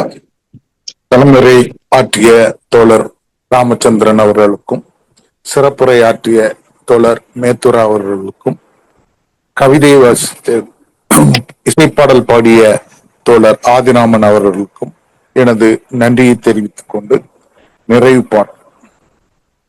புதியதோர் உலகம் செய்வோம், கெட்ட போரிடும் உலகத்தை வேரோடு சாய்ப்போம். புதியதோர் உலகம் செய்வோம், கெட்ட போரிடும் உலகத்தை வேரோடு சாய்ப்போம். புதியதோர் உலகம் செய்வோம், கெட்ட போரிடும் உலகத்தை வேரோடு சாய்ப்போம். புதியதோர் உலகம் செய்வோம். பொது உடைமை கொள்கை திசையிட்டும் சேர்ப்போம். புனிதமோடாத எங்கள் உயிர் என்று காப்போம்.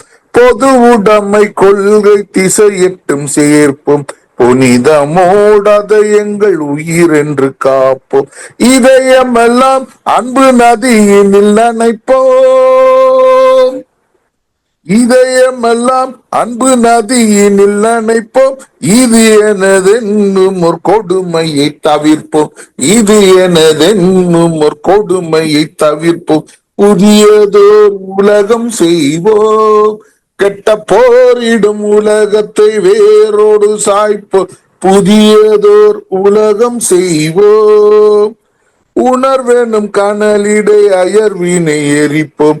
ஒரு பொருள் தனியனும் மனிதரை சிரிப்போம். உணர்வெனும் கனலிடை அயர்வினை எரிப்போம். ஒரு பொருள் தனியனும் மனிதரை சிரிப்போம். இயல்பொருள் பயன்தர மறுத்திடல் பசிப்போம். இயல்பொருள் பயன்தர மறுத்திடல் பசிப்போம். ஈவதுண்டாம் எனில் அனைவரும் புசிப்போம். ஈவதுண்டாம் எனில் அனைவரும் புசிப்போம். புதியதோர் உலகம் செய்வோம், கெட்ட போரிடும் உலகத்தை வேரோடு சாய்ப்போம். புதியதோர் உலகம் செய்வோம். புதியதோர் உலகம் செய்வோம். புதியதோர் உலகம் செய்வோம். நன்றி தோழர்கள். நன்றி சைமன். அன்பான தோழர்களே, நம்முடைய திட்டப்படி நம்முடைய நிகழ்வை 2 மணி நேரத்தில் வெற்றிகரமாக முடித்திருக்கிறோம். இதற்கு ஒத்துழைப்பு தந்த அத்தனை பேருக்கும் என்னுடைய மனமார்ந்த வாழ்த்துக்களையும் நன்றிகளையும் சொல்லி இந்த நிகழ்வை முடிவுக்கு கொண்டு வருகிறேன். நாம் மீண்டும் புதன்கிழமை மாலையில் சந்திப்போம். நம்முடைய அருமை தோழர் குமரேசன் அவர்களுடைய பத்திரிகை உலக அனுபவங்களை கேட்பதற்காக சந்திப்போம். எல்லோரும் வாருங்கள்.